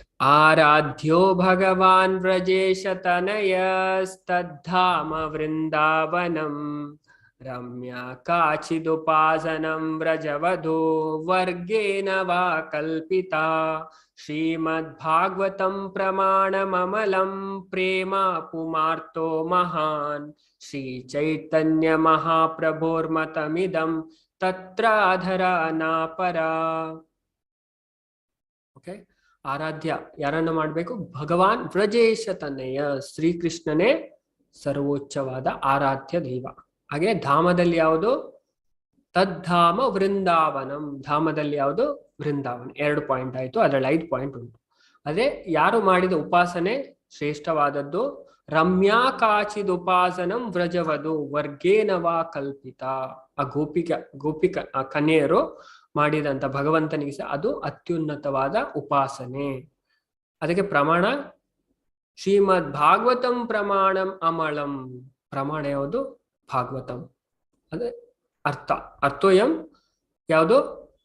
ಪ್ರೇಮ ಪುಮಾರ್ಥೋ ಮಹಾನ್. ಇದೇ ಚೈತನ್ಯ ಮಹಾಪ್ರಭುಗಳ ಉದ್ದೇಶ. ಓಕೆ, ಇದು ಚೈತನ್ಯ ಮಹಾಪ್ರಭು. ಅದನ್ನ ಲಾಸ್ಟ್ ಆಗಿ ಅಲ್ಲಿ ಹೇಳ್ತಾರೆ, ಶ್ರೀ ಚೈತನ್ಯ ಮಹಾಪ್ರಭುರ್ ಮತಮಿದಂ ತತ್ರಾಧನ ನಾಪರ. ನಾನು ಶೇರ್ ಮಾಡ್ತೇನೆ, ಅದೇ ಸೇಮ್ ಇಲ್ಲಿ 5 ವಿಷಯವನ್ನ ಹೇಳ್ತಾರೆ. Okay, okay. ಶ್ರೀಮದ್ ಭಾಗವತವು ಭಗವಂತನನ್ನು, ಓಕೆ, ಇಲ್ಲಿ 5 ಪಾಯಿಂಟ್ ಬರುತ್ತೆ. ಓಕೆ, ಏಕೆಂದರೆ ಭಗವಂತನ ಅವತಾರ ವ್ಯಕ್ತಿದ ಹೆಸರು, ಖ್ಯಾತಿ, ರೂಪ ಮತ್ತು ಪ್ರದೇಶ ಸಕಲವು ಪರಮಜ್ಞಾನವಾಗಿ ಭಗವಂತನೇ ಆಗಿದೆ. ಓಕೆ, ಆದ್ದರಿಂದ ವೃಂದಾವನ ಧಾಮವು ಶ್ರೀಕೃಷ್ಣನಷ್ಟೇ ಪೂಜ್ಯವಾದದ್ದು. ಶ್ರೀಕೃಷ್ಣ ಪರಮಾರ್ಥಿಕ ಆರಾಧನೆಯ ಅತ್ಯುತ್ಕೃಷ್ಟ ಪ್ರಕಾರ. ಭಗವಂತನೇ ಆರಾಧ್ಯ ದೈವ. ಓಕೆ, ಹಾಗೆ ವೃಂದಾವನ ಧಾಮ ಪೂಜ್ಯನೀಯವಾದ ಧಾಮ. ನಂತರ ಅವರಿಗೆ ಸೇವೆ ಮಾಡಿದ ಇದು ವ್ರಜಗೋಪಿಯರು ಮಾಡಿದ್ದು ಪರಿಶುದ್ಧವಾದ ಭಕ್ತಿ, ಅತ್ಯುತ್ಕೃಷ್ಟವಾದ ಭಕ್ತಿ ಎಲ್ಲದಕ್ಕಿಂತಲೂ. 3ನೇದ್ದು ಇದಕ್ಕೆ ಪ್ರಮಾಣ ಎಂತದಂದ್ರೆ ಭಾಗವತ. ಅದನ್ನ ಇಲ್ಲಿ ಹೇಳ್ತಾರೆ. ಶ್ರೀಮದ್ ಭಾಗವತ ಭಗವಂತನನ್ನು ಅರ್ಥ ಮಾಡಿಕೊಳ್ಳಲು ಬೇಕಾದ ಒಂದು ನಿಷ್ಕಲಂಕ ಸಾಹಿತ್ಯ ಎಂದು ಅಂಗೀಕರಿಸುತ್ತಾರೆ. ಚೈತನ್ಯ ಮಹಾಪ್ರಭು ಹೇಳ್ತಾರೆ, ಭಗವಂತನನ್ನ ಅರ್ಥ ಮಾಡಿಕೊಳ್ಳಿಕ್ಕೆ ಭಾಗವತವು ನಿಷ್ಕಲಂಕವಾದ ಸಾಹಿತ್ಯ. ಅಂದ್ರೆ ಜೀವಿಗಳ ಅಂತಿಮ ಗುರಿ. 5ನೇದು ಯಾವುದು? ಜೀವನದಲ್ಲಿ ಸಕಲ ಜೀವಿಗಳ ಅಂತಿಮ ಗುರಿ ಎಂದರೆ ಭಗವತ್ ಪ್ರೇಮವನ್ನು ಸಂಪಾದಿಸುವುದು ಎಂಬುದು ಅವರ ಬೋಧೆ. ಭಗವಾನ್ ಶ್ರೀ ಚೈತನ್ಯ ಮಹಾಪ್ರಭು ಈ ಪ್ರಕಾರವನ್ನು ಹೇಳಿದ್ದಾರೆ. ಓಕೆ, ಇದರ ಸಾರಾಂಶ. ಇಲ್ಲಿ ಹೇಳ್ತಾರೆ. ಓಕೆ, ಇಲ್ಲಿಂದ ಇದು ಶುರು ಆಗುತ್ತೆ. ನಿಮ್ಗೆ ಬೇಕಾದ್ರೆ ನೋಟ್ ಮಾಡ್ಬೋದು. ಓಕೆ, ಆರಾಧ್ಯ ಭಗವಾನ್ ವ್ರಜಭೂಮಿಯಲ್ಲಿ. ಓಕೆ, ಈ ವ್ರಜಭೂಮಿಯಿಂದ ಇಲ್ಲಿವರೆಗೆ ಪಾಯಿಂಟ್ ನೋಟ್ ಮಾಡಿ. ಓಕೆ, ಇದನ್ನ ಇಲ್ಲಿ ಹೇಳ್ತಾರೆ. ನೆಕ್ಸ್ಟ್ ಅವರ ಭಕ್ತರಾದ ಚೈತನ್ಯ ಮಹಾಪ್ರಭುಗಳ ಭಕ್ತರಾದ. ಓಕೆ, ನಾನು ಬೇಕಾದ್ರೆ ಅನುವಾದ ಸಹ ಓದ್ತೇನೆ, ಇಲ್ಲಿಂದ ನಿಮ್ಗೆ ಕ್ಲಿಯರ್ ಆಗ್ಬೋದು ಈ ಶ್ಲೋಕದ್ದು. ಓಕೆ, ಶ್ಲೋಕ ರಿಸೈಟ್ ಮಾಡ್ತೇನೆ, ಅನಂತರ ಓದ್ತೇನೆ.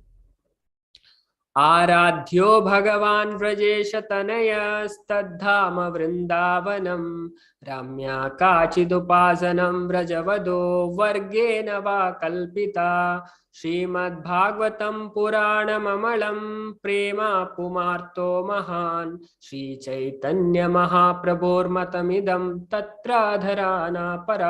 ದೇವೋತ್ತಮ ಪರಮಪುರುಷ ನಂದ ಮಹಾರಾಜನ ಮಗನಾದ ಶ್ರೀಕೃಷ್ಣನನ್ನು ಅವನ ಅತೀಂದ್ರಿಯ ನಿವಾಸ ವೃಂದಾವನದೊಂದಿಗೆ ಪೂಜಿಸಲಾಗುತ್ತದೆ. ವೃಂದಾವನದ ಗೋಪಿಯರು ಮಾಡಿದ ಪೂಜೆ ಭಗವಂತನಿಗೆ ಅತ್ಯಂತ ಪ್ರಿಯವಾದ ಪೂಜೆ. ಶ್ರೀಮದ್ ಭಾಗವತವು ಎಲ್ಲದರ ಮೇಲೆ ನಿರ್ಮಲವಾದ ಅಧಿಕಾರವಾಗಿದೆ ಮತ್ತು ದೇವರ ಮೇಲಿನ ಶುದ್ಧ ಪ್ರೀತಿಯು ಎಲ್ಲಾ ಪುರುಷರ ಜೀವನದ ಅಂತಿಮ ಗುರಿಯಾಗಿದೆ. ನಾವು ಅತ್ಯುನ್ನತ ಗೌರವವನ್ನು ಹೊಂದಿರುವ ಈ ಹೇಳಿಕೆಗಳನ್ನು ಚೈತನ್ಯ ಮಹಾಪ್ರಭುಗಳ ಅಭಿಪ್ರಾಯವಾಗಿದೆ. ಓಕೆ, ಶ್ರೀ ಚೈತನ್ಯ ಮಹಾಪ್ರಭುರ್ ಮತಮಿದಂ. ಓಕೆ, ಚೈತನ್ಯ ಮಹಾಪ್ರಭುರ್ ಮತ.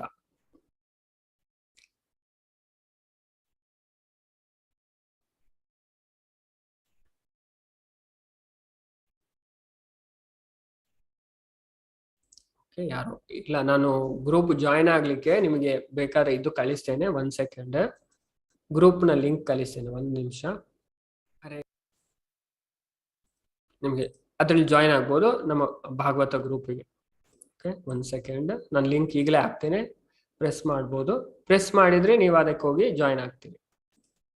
1 ಸೆಕೆಂಡ್. ಹೆಚ್ಚಿನವ್ರು ಲಿಂಕ್ ಕೇಳಿದ್ರು, ನಾನು ಇಲ್ಲಿ ಕಳಿಸ್ತೇನೆ. ಇಲ್ಲಿ 1 ನಿಮಿಷ. ಓಕೆ, ಸಿಕ್ತು ಅಂತ ಅನಿಸ್ತೇನೆ. ಯಾರಾದ್ರೂ ಮೆಸೇಜ್ ಮಾಡಿ ಲಿಂಕ್ ಬಂದಿದ್ರೆ. ಇದನ್ನ ಹೇಳ್ತಾರೆ. ನೆಕ್ಸ್ಟ್ ಲಿಂಕ್ ನಿಮ್ಗೆ ಶೇರ್ ಮಾಡಿದ್ದೀನಿ. ಓಕೆ, ಅದ್ರಲ್ಲಿ ನಿಮ್ಗೆ ಗ್ರೂಪ್ಗೆ ಜಾಯ್ನ್ ಆಗ್ಬೋದು. ಭಾಗವತಂ ತರಗತಿ ಅಂತ ಗ್ರೂಪ್.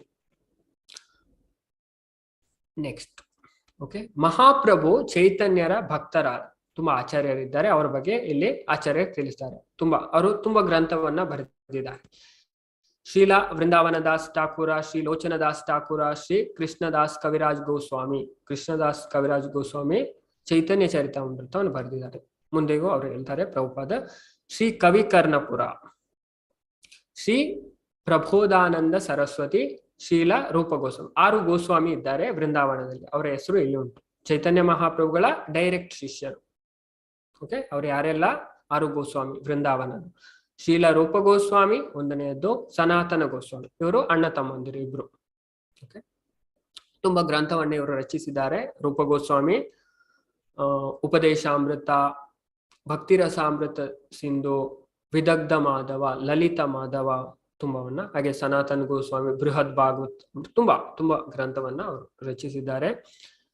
ಶ್ರೀ ಸನಾತನ ಶ್ರೀಲ ರೂಪ ಗೋಸ್ವಾಮಿ, ಶ್ರೀಲ ಸನಾತನ ಗೋಸ್ವಾಮಿ, ಶ್ರೀ ರಘುನಾಥ್ ಭಟ್ಟ ಗೋಸ್ವಾಮಿ, ಶ್ರೀ ಜೀವ ಗೋಸ್ವಾಮಿ, ಶ್ರೀ ಗೋಪಾಲ ಭಟ್ಟ ಗೋಸ್ವಾಮಿ, ಶ್ರೀ ರಘುನಾಥ ದಾಸ ಗೋಸ್ವಾಮಿ. ಇವರು 6 ಗೋಸ್ವಾಮಿ ಅವರು. ನಂತರ ಶ್ರೀ ಶ್ಯಾಮಾನಂದ ಗೋಸ್ವಾಮಿ, ಶ್ರೀ ನರೋತ್ತಮ ದಾಸ ಠಾಕೂರ, ಹಾಗೂ ಇತ್ತೀಚಿನ 200 ವರ್ಷಗಳಲ್ಲಿ ಶ್ರೀ ವಿಶ್ವನಾಥ ಚಕ್ರವರ್ತಿ, ಶ್ರೀಲ ಬಲದೇವ ವಿದ್ಯಾಭೂಷಣ, ಶ್ರೀಲ ಭಕ್ತಿ ವಿನೋದ ಠಾಕೂರ ಮತ್ತು ಶ್ರೀ ಭಕ್ತಿ ಸಿದ್ಧಾಂತ ಸರಸ್ವತಿ ಠಾಕೂರ ನಮ್ಮ ಗುರುಗಳು. ಭಕ್ತಿ ಸಿದ್ಧಾಂತ ಸರಸ್ವತಿ ಠಾಕೂರ್ ಯಾರು? ಪ್ರಭುಪಾದರ ಗುರುಗಳು. ಓಕೆ, ಇವರೇ ಮೊದಲಾದ ಅನೇಕ ಮಂದಿ ಸುವಿಖ್ಯಾತ ವಿದ್ವಾಂಸರು ಮತ್ತು ಭಗವದ್ಭಕ್ತರು ಮಹಾಪ್ರಭುಗಳ ಜೀವನ ಮತ್ತು ನೀತಿ ಬೋಧನೆಗಳ ಕುರಿತು ಸಂಪುಟಗಟ್ಟಲೆ ಗ್ರಂಥಗಳನ್ನು, ಸಾಹಿತ್ಯಗಳನ್ನು ರಚಿಸಿದ್ದಾರೆ. ಇವರು ತುಂಬಾ ಸಾಹಿತ್ಯವನ್ನ ರಚಿಸಿದ್ದಾರೆ. ಚೈತನ್ಯ ಮಹಾಪ್ರಭು ಲೀಲೆಯದು ತುಂಬಾ ಗ್ರಂಥಗಳಿಂದ ಉಲ್ಲೇಖ ಮಾಡಿ ತುಂಬಾ ಇದನ್ನ ರಚನೆ ಮಾಡಿದ್ದಾರೆ.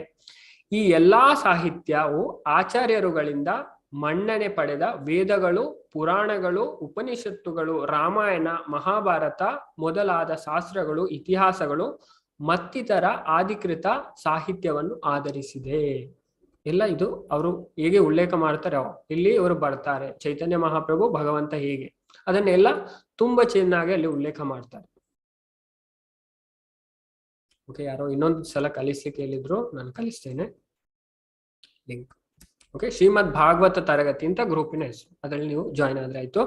ಅದು ತುಂಬಾ ಹಾಗೆ ವೇದಗಳು, 4 ವೇದಗಳುಂಟು, 18 ಪುರಾಣಗಳುಂಟು, 108 ಉಪನಿಷತ್ತು ಉಂಟು, ರಾಮಾಯಣ, ಮಹಾಭಾರತ, ದೊಡ್ಡ ದೊಡ್ಡ ಗ್ರಂಥ. ಹಾಗೆ ಅನೇಕ ಮತ್ತಿತರ ಸಂಹಿತ, ಆರಣ್ಯಕ ತುಂಬಾ ಬರುತ್ತೆ. ಅದರಲ್ಲಿ ಆಧರಿಸಿ ಅವನ್ನ ರಚನೆ ಮಾಡಿದ್ದಾರೆ. ಅವು ರಚನೆಯ ಸಾದೃಶವಾಗಿವೆ, ನಿರೂಪಣೆಯಲ್ಲಿ ಅಪ್ರತಿಮವಾಗಿವೆ, ಪರಮಾರ್ಥಿಕ ಜ್ಞಾನದಿಂದ ತುಂಬಿವೆ. ಅದೇ ಯಾವ ಜ್ಞಾನದಿಂದ? ಪರಮಾರ್ಥಿಕ ಜ್ಞಾನದಿಂದ ತುಂಬಿದೆ. ದುರ್ದೈವವೆಂದರೆ ವಿಶ್ವದ ಜನರು ಇವುಗಳ ಬಗ್ಗೆ ಇನ್ನೂ ಅಜ್ಞಾನಿಗಳಾಗಿರುವುದು. ಅದೇ ವಿಶ್ವದ ದುರ್ದೈವದಿಂದ ಕಲಿಯುಗದವರು, ಅವರು ಎಂತ ಇದರಲ್ಲಿ ಎಂತ ವಿಶ್ವಾಸ ಎಲ್ಲ ಮಾಡುವುದಿಲ್ಲ, ಅವರು ಅಜ್ಞಾನಿಗಳಾಗಿರುವುದು ಅದಕ್ಕೆ ಕಾರಣ. ಓಕೆ, ಅದಕ್ಕೋಸ್ಕರ ಆಚಾರ್ಯರು ಇಲ್ಲಿ ಹೀಗೆ ಹೇಳಿದ್ದಾರೆ, ಎಲ್ಲದಿಂದ ಉಲ್ಲೇಖ ಮಾಡಿ ಹೇಳ್ತಾರೆ. ನಾವಳ್ಳೆ ಹೇಳುವುದು ಶಾಸ್ತ್ರ ಹೇಳುವುದು. ಶಾಸ್ತ್ರ ಯಾವುದು? ಅಪೌರುಷಯ. ಅದು ಎಲ್ಲಿಂದ ಬರುವುದು? ಭಗವಂತನಿಂದ ಬರುವುದು. ವೇದ್ಯೋ ನಾರಾಯಣ ಸಾಕ್ಷಾತ್.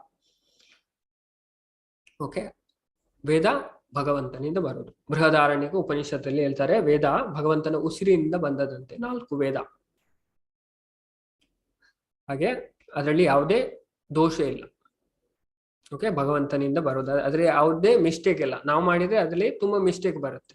ಓಕೆ, ನಮ್ಮದು ಭೌತಿಕ ಜಗತ್ತು, ಅದರಲ್ಲಿ ಯಾರಾದ್ರೂ ಇದು ತಯಾರು ಮಾಡಿದ್ರೆ ಅದು ಪೌರುಷೇಯ ಅಂತ ಹೇಳ್ತಾರೆ. ಅದೇ ವೇದ ಇದು ಉಂಟು ಶಾಸ್ತ್ರ, ಅದು ಅಪೌರುಷೇಯ, ಭೌತಿಕ ವ್ಯಕ್ತಿ ನಿರ್ಮಾಣ ಮಾಡಿದ್ದಲ್ಲ, ಅದಕ್ಕೆ ಅಪೌರುಷೇಯ ಅಂತ ಹೇಳ್ತಾರೆ. ಬಹುಮಟ್ಟಿಗೆ ಸಂಸ್ಕೃತ ಮತ್ತು ಬಂಗಾಲಿ ಭಾಷೆಗಳಲ್ಲಿರುವ ಈ ಸಾಹಿತ್ಯ ಮುಂದೆ ಜಗತ್ತನ್ನು ಬೆಳಗಲಿದೆ ಮತ್ತು ಚಿಂತನಾಶೀಲ ಜನರ ಮುಂದೆ ಮಂಡಿತವಾಗಲಿದೆ. ಅದಕ್ಕೋಸ್ಕರ ಇದನ್ನೆಲ್ಲ ರಚಿಸಿದ್ದಾರೆ. ಓಕೆ, ಬಂಗಾಳಿ ಭಾಷೆಯಲ್ಲಿ ಈ ಸಾಹಿತ್ಯ ಮುಂದೆ ಜಗತ್ತನ್ನು ಬೆಳಗಲಿದೆ, ಚಿಂತನಾಶೀಲ ಜನರ ಮುಂದೆ ಮಂಡಿತವಾಗಲಿದೆ. ಆಗ ಗುರು ಪರಂಪರೆಯ ಆಚಾರ್ಯರು ಅನುಮೋದಿಸದೆ ಇರುವ ಬೇರೆ ಬೇರೆ ಮಾಯಾ ವಿಧಾನಗಳಲ್ಲಿ ಶಾಂತಿ ಸಮೃದ್ಧಿಗಳನ್ನು ಅರಸುವ ವಿಫಲ ಪ್ರಯತ್ನ ನಡೆಸಿರುವ ಈ ಅಸ್ವಸ್ಥ ಪ್ರಪಂಚವು ಭಾರತದ ಹಿರಿಮೆ ಮತ್ತು ಪ್ರೇಮ ಸಂದೇಶಗಳಿಂದ ತುಂಬಿ ಹರಿಯಲಿದೆ. ಅಂದ್ರೆ ನಾವು ಜ್ಞಾನವನ್ನ ಹೇಗೆ ಸ್ವೀಕಾರ ಮಾಡಿ? ಗುರು ಪರಂಪರೆಯಿಂದ. ಅದರಲ್ಲಿ ಯಾವುದೇ ನಮಗೆ ಮೋಹ, ಡೌಟ್ ಏನು ಬರುವುದಿಲ್ಲ. ನಾವು ಗುರು ಪರಂಪರೆಯಿಂದ ಜ್ಞಾನವನ್ನ ತಗೋಬೇಕು. ಓಕೆ, ಆಚಾರ್ಯರು. ಓಕೆ, ಆಗ ಗುರು ಪರಂಪರೆಯ ಆಚಾರ್ಯರು ಮೋದಿಸದೆ ಇರುವ ಬೇರೆ ಬೇರೆ, ಓಕೆ, ಆಚಾರ್ಯರು ಯಾವುದೇ ಇಲ್ಲ, ಆ ಬೇರೆ ಬೇರೆ ಮಾಯಾ ವಿಧಾನಗಳಿಂದ ಅವರು ಶಾಂತಿ ಅಂತ ಹೇಳ್ತಾರೆ. ಓಕೆ, ಮಾಯಾವಾದಿ ಸಮೃದ್ಧಿಗಳನ್ನ ಅರಸುವ ವಿಫಲ ಪ್ರಯತ್ನ ನಡೆಸಿದ ಈ ಅಸ್ವಸ್ಥ ಪ್ರಪಂಚ ಭಾರತದ ಹಿರಿಮೆ ಮತ್ತು ಪ್ರೇಮ ಸಂದೇಶಗಳಿಂದ ತುಂಬಿ ಹರಿಯಲಿದೆ. ಅದಕ್ಕೋಸ್ಕರ ಇದನ್ನ ಅವರು ರಚನೆ ಮಾಡಿ.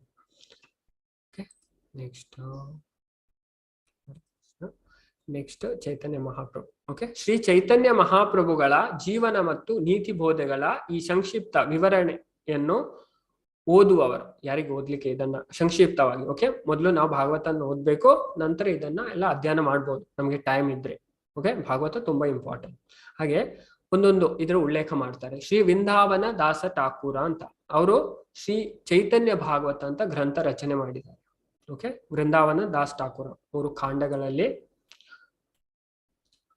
ಆದಿಕಾಂಡ, ಮಧ್ಯಕಾಂಡ, ಅಂತ್ಯಕಾಂಡ, 3 ಕಾಂಡಗಳಲ್ಲಿ ಚೈತನ್ಯ ಭಾಗವತ ಅಂತ ಉಂಟು. ಅದರಲ್ಲಿ ಚೈತನ್ಯ ಮಹಾಪ್ರಭುಗಳ ಜೀವನದ ಎಲ್ಲ, ಅವರು ಸನ್ಯಾಸ ಸ್ವೀಕಾರ ಎಲ್ಲ ವಿವರಣೆ ಅದರಲ್ಲಿ ಉಂಟು. ನಂತರ ಶ್ರೀ ಕೃಷ್ಣದಾಸ ಕವಿರಾಜ ಗೋಸ್ವಾಮಿ ಅವರ ಚೈತನ್ಯ ಚರಿತಾಮೃತ ಗ್ರಂಥಗಳನ್ನು ಓದುವ ಪಕ್ಷಕ್ಕೆ ಹೆಚ್ಚು ಪ್ರಯೋಜನ ಪಡೆಯುವರು. ಅವರ ಬಗ್ಗೆ ತಿಳ್ಕೊಳ್ಳಿಕ್ಕೆ ಹೆಚ್ಚು ಅವರ ಪ್ರಯೋಜನ ಪಡಿಬಹುದು. ಚೈತನ್ಯ ಚರಿತಾಮೃತ ಪ್ರಭುಪಾದರು ಇದಕ್ಕೆ ಭಾವಾರ್ಥವನ್ನ ಸಹ ಕೊಟ್ಟಿದ್ದಾರೆ. ಇದನ್ನ ಯಾರು ರಚನೆ ಮಾಡಿದ್ದು? ಚೈತನ್ಯ ಚರಿತಾಮೃತ.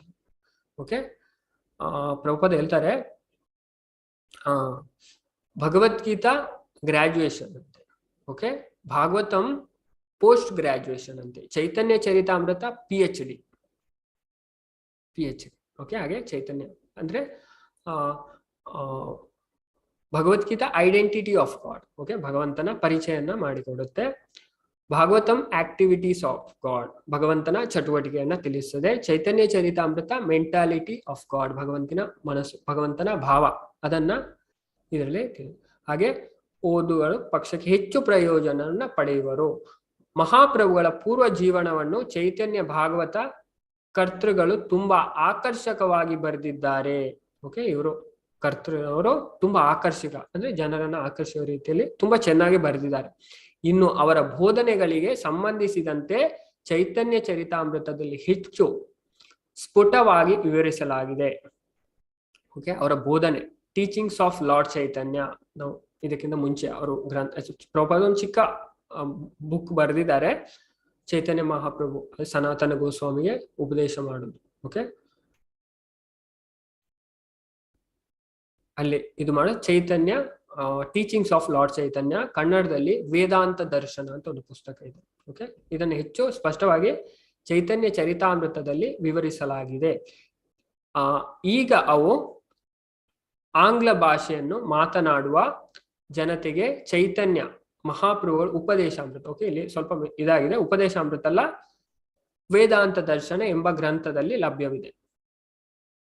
ಈಗ ಅವು ಆಂಗ್ಲ ಅಂದ್ರೆ ಇಂಗ್ಲಿಷ್ ಮಾತನಾಡುವ ಜನರಿಗೆ ಚೈತನ್ಯ ಮಹಾಪ್ರಭುಗಳ ಉಪದೇಶ ಟೀಚಿಂಗ್ಸ್ ಆಫ್ ಲಾರ್ಡ್ ಚೈತನ್ಯ ಅಂತ ಇಂಗ್ಲಿಷ್ ಅಲ್ಲಿ, ಕನ್ನಡದಲ್ಲಿ ವೇದಾಂತ ದರ್ಶನ ಎಂಬ ಗ್ರಂಥದಲ್ಲಿ ಲಭ್ಯವಿದೆ.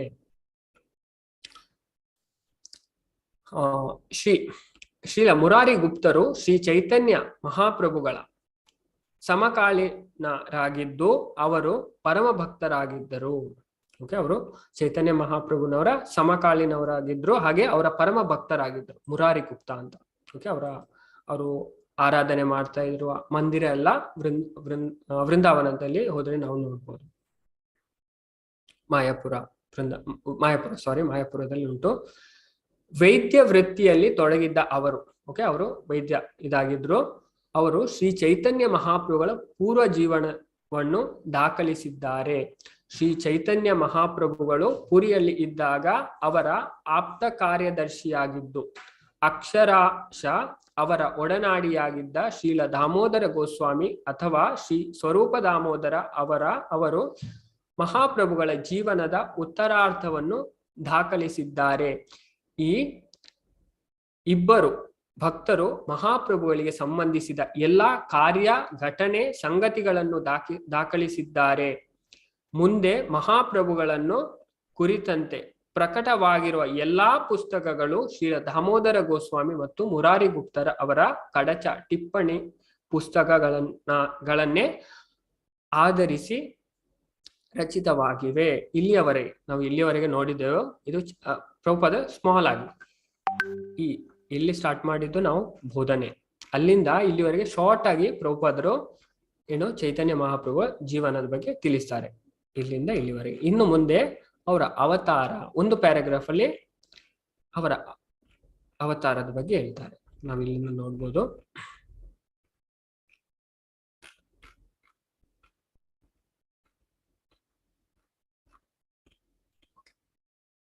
ಇನ್ನು ಈ ಒಂದು ಪ್ಯಾರಾಗ್ರಾಫ್ ಅಲ್ಲಿ ಇಲ್ಲಿಯವರೆಗೆ ಅವರು ಜನ್ಮ ತೆಗೆದರು, ಆ ಟೈಮ್ ಅನ್ನ ಇಲ್ಲಿ ಹೇಳ್ತಾರೆ ಮೊದಲನೇದಾಗಿ. ನಂತರದ 2 ಪ್ಯಾರಾಗ್ರಾಫ್ ಅಲ್ಲಿ ಚೈತನ್ಯ ಮಹಾಪ್ರಭು ಅವರ ಗುರಿ ಎಂತದ್ದು, ಅವ್ರು ಯಾಕೋಸ್ಕರ ಬಂತು, ನಂತರದ 2 ಪ್ಯಾರಾಗ್ರಾಫ್ ಅಲ್ಲಿ ತಿಳಿಸ್ತಾರೆ. ನಾನು ಮೊದಲ ಪ್ಯಾರಾಗ್ರಾಫ್ ಓದ್ತೇನೆ, ಚಿಕ್ಕ ಪ್ಯಾರಾಗ್ರಾಫ್. ಅವರ ಜನ್ಮದ ಆ ಟೈಮ್, ಓಕೆ, ಜನ್ಮ ಹುಟ್ಟಿದ್ದು. ಮಹಾಪ್ರಭುಗಳು ಶಕಬ್ದ 1407 ಫಲ್ಗುನಿ ಪೂರ್ಣಿಮೆಯ ಸಂಜೆ ಅವತರಿಸಿದರು. ಯಾವ ಪೂರ್ಣಿಮೆ? ಫಲ್ಗುನಿ ಪೂರ್ಣಿಮೆಯ ದಿನ ಅವರು ಅವತರಿಸಿದ್ರು.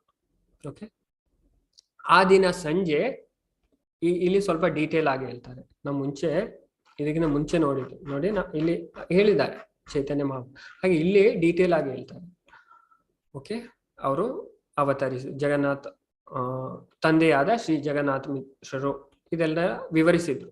ಓಕೆ, ಆಚಾರ್ಯರು ಈಗ ಸ್ವಲ್ಪ ಇಲ್ಲಿ ಡೀಟೇಲ್ ಆಗಿ ಹೇಳ್ತಾರೆ ಅವರ ಜನ್ಮದ ಬಗ್ಗೆ.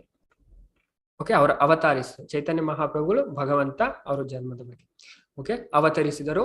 ಆ ದಿನ ಸಂಜೆ ಭಗವದ್ ಇಚ್ಛೆಯಿಂದ ಚಂದ್ರಗ್ರಹಣವಾಗಿತ್ತು. ಓಕೆ, ಚೈತನ್ಯ ಮಹಾಪ್ರಭು ಅವತರಿಸಿದ ದಿನ ಯಾವುದು? ಚಂದ್ರಗ್ರಹಣವಾಗಿತ್ತು. ಓಕೆ, ಗ್ರಹಣ ಕಾಲದಲ್ಲಿ ಗಂಗಾ ನದಿ ಅಥವಾ ಬೇರೆ ಯಾವುದೇ ಪವಿತ್ರ ನದಿಯಲ್ಲಿ ಮಿಂದು ಶುದ್ಧೀಕರಣಾರ್ಥವಾಗಿ ವೇದ ಮಂತ್ರಗಳನ್ನು ಪಠಿಸುವುದು ಹಿಂದೂಗಳ ಪದ್ಧತಿ ಇತ್ತು. ಹಾಗೆ ಚಂದ್ರಗ್ರಹಣದ ಆ ಪದ್ಧತಿ ಇತ್ತು ಹಿಂದೆ. ಯಾವುದಂದ್ರೆ ಅವರೆಲ್ಲ ಆ ಗಂಗಾ ನದಿಯಲ್ಲಿ, ಚೈತನ್ಯ ಮಹಾಪ್ರಭು ಹುಟ್ಟಿದ್ದು ಅದೇ ಮಾಯಾಪುರ ನವದ್ವೀಪ ಅಲ್ಲಿ ಅಲ್ಲಿ ಎಲ್ಲರೂ ಗಂಗಾ ನದಿಯಲ್ಲಿ ಮಿಂದು ಶುದ್ಧೀಕರಣಾರ್ಥವಾಗಿ ವೇದ ಮಂತ್ರವನ್ನ ಪಠಿಸುವುದು ಹಿಂದೂಗಳ ಪದ್ಧತಿಯಾಗಿತ್ತು ಆ ಕಾಲದಲ್ಲಿ.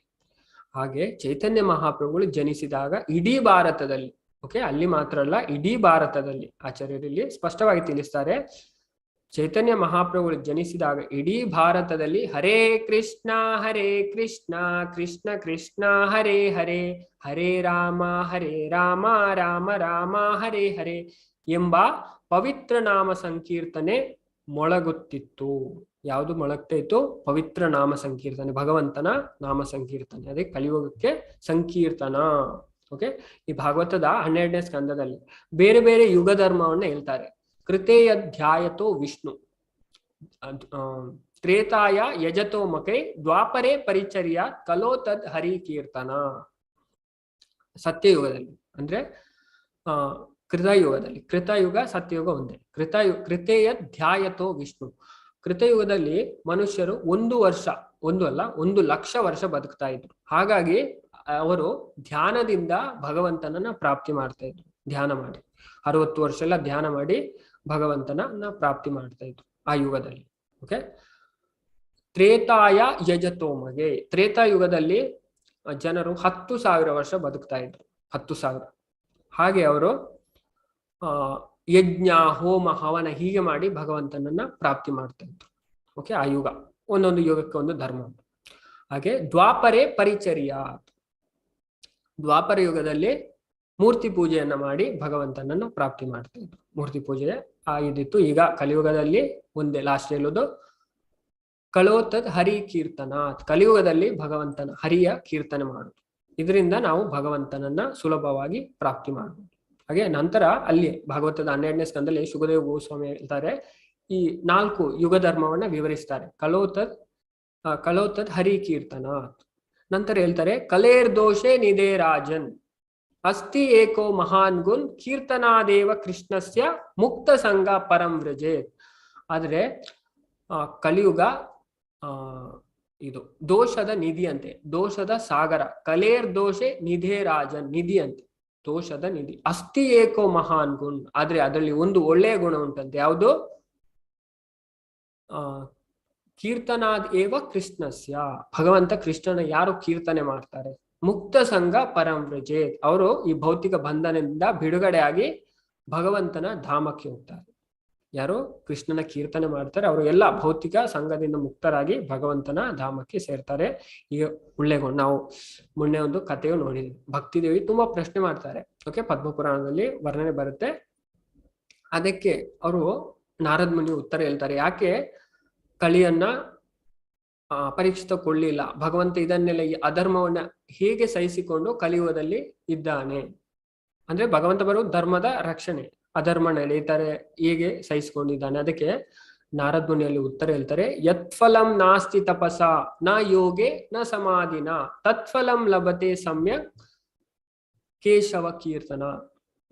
ಅಂದ್ರೆ ಬೇರೆ ಯುಗದಿಂದ ಯಾವುದು ತಪಸ್ಯದಿಂದ, ಧ್ಯಾನದಿಂದ, ಯೋಗದಿಂದ, ಸಮಾಧಿಯಿಂದ ಯಾವುದನ್ನು ಪಡೆಯಲು ಸಾಧ್ಯವಿಲ್ಲಯೋ ಬೇರೆ ಯುಗದಲ್ಲಿ ಸಹ ಅದೇ ಫಲವನ್ನ ಕಲಿಯುಗದಲ್ಲಿ ಕಲೋತ್ ಕೇಶವ ಕೀರ್ತನ, ಭಗವಂತ ಕೃಷ್ಣನ ಕೀರ್ತನೆಯಿಂದ ಪಡೆಯಬಹುದು. ಯತ್ಫಲಂ ನಾಸ್ತಿ ತಪಸ ನ ಯೋಗೆ ನ ಸಮಾಧಿನ, ತತ್ಫಲಂ ಲಭತೆ ಸಮ್ಯಕ್, ತತ್ಫಲಂ ಲಭತೆ ಸಮ್ಯಕ್. ಆದ್ರೆ ಈ ಯುಗದಲ್ಲಿ ಕೇಶವ ಕೀರ್ತನ, ಕೇಶವ ಕೃಷ್ಣನ ಕೀರ್ತನೆಯಿಂದ ಪ್ರಾಪ್ತಿ ಮಾಡಬಹುದು. ಅದೇ ಈ ಸಂಕೀರ್ತನ, ಭಗವಂತನ ನಾಮ ಜಪ ಮಾಡುವುದು ತುಂಬಾ ಮುಖ್ಯವಾದದ್ದು. ಎಲ್ಲರೂ ಈ ನಾಮವನ್ನ ಜಪ ಮಾಡ್ಬೋದು, ಯಾವಾಗ ಬೇಕಾದ್ರೂ ಮಾಡ್ಬೋದು, ಇದರಲ್ಲಿ ಯಾವುದೇ ದೋಷ ಇಲ್ಲ. ಇದನ್ನ ಬಿಟ್ಟು ಬೇರೆ ಮಾರ್ಗ ಇಲ್ಲ. ನಾನು ಗ್ರೂಪಲ್ಲಿ ಸಹ ಮೊನ್ನೆ ಕಲಿಸ್ತೇನೆ ಇದನ್ನ. ಬ್ರಹ್ಮಾಜಿ ನಾರದ್ ಮುನಿಗೆ ಕಲಿಸಂತರಣ ಉಪನಿಷತ್ತಲ್ಲಿ ಹೇಳ್ತಾರೆ. ಬ್ರಹ್ಮಾಜಿಯಲ್ಲೇ ನಾರದ್ ಮುನಿ ಪ್ರಶ್ನೆ ಮಾಡ್ತಾರೆ, ಈ ಕಲಿಯುಗ ತುಂಬಾ ಫಾಲ್ಟ್, ಇದನ್ನ ಹೇಗೆ ಕಲಹದ ಯುಗವನ್ನ ದಾಟುವುದು, ಅಂದ್ರೆ ಜಗಳವಾಡುವ ಓಕೆ ಯುಗವನ್ನ, ಓಕೆ ಕಪಟ ಮತ್ತು ಜಗಳವಾಡದ ಯುಗವನ್ನ ಹೇಗೆ ಅವರು ಉದ್ಧಾರ ಆಗ್ತಾರೆ ಜೀವಿಯವರು. ಅದಕ್ಕೆ ಬ್ರಹ್ಮಜಿ ಮಂತ್ರವನ್ನ ಹೇಳ್ತಾರೆ. ನಂತರದಲ್ಲಿ ಹೇಳ್ತಾರೆ, ಇತಿ ಷೋಡಶಕಂ, ಈ 16 ನಾಮವನ್ನ ಬಿಟ್ಟು ಕಲಿ ಕಲ್ಮಶ ನಾಶನಂ, ಕಲಿಯುವುದೆಲ್ಲ ಕಲ್ಮಶ, ಇದರಿಂದ ಇದು ನಮ್ಮನ್ನ ಬಿಡುಗಡೆ ಮಾಡುತ್ತೆ. ನಾಥ ಪರತರುಪಾಯ, ಇದನ್ನು ಬಿಟ್ಟು ಬೇರೆ ಉಪಾಯ ಇಲ್ಲ. ಸರ್ವ ವೇದೇಶು ದೃಶ್ಯತೆ, ನಾವು 4 ವೇದವನ್ನ ಅಧ್ಯಯನ ಮಾಡಿ ನೋಡಿದ್ರು ಇದಕ್ಕಿಂತ ಉತ್ತಮವಾದ ಧರ್ಮ ಇಲ್ಲ ಕಲಿಯುಗದಲ್ಲಿ. ಭಗವಂತನ ನಾಮ ಜಪವೇ.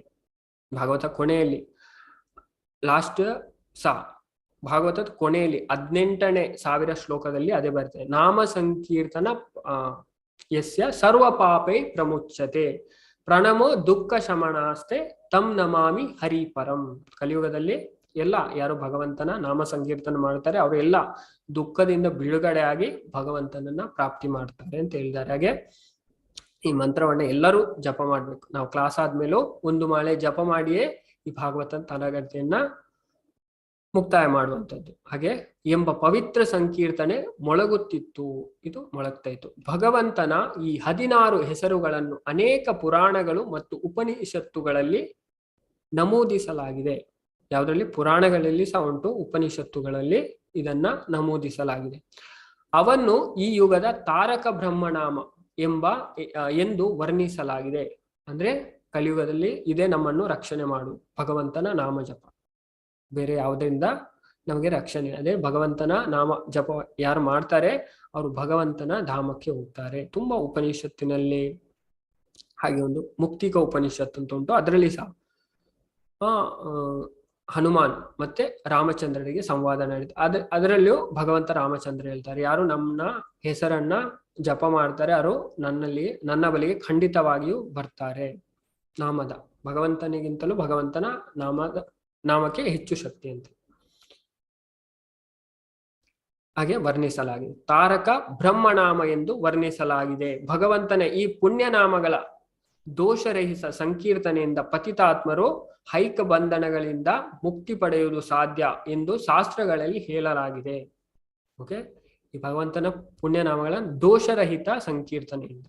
ಓಕೆ, ನಾವು ನಮ್ಮಿಂದ ಅಪರಾಧ ಆಗತ್ತೆ, ದೋಷ ಆಗತ್ತೆ ಅಂದ ನಾವು ನಾಮ ಜಪ ಮಾಡದೆ ಕುತ್ಕೊಳ್ಳುವುದಲ್ಲ. ಅದರಲ್ಲಿ 3 ಸ್ಟೇಜ್ ಉಂಟು ಈ ನಾಮ ಜಪ ಮಾಡುವುದು.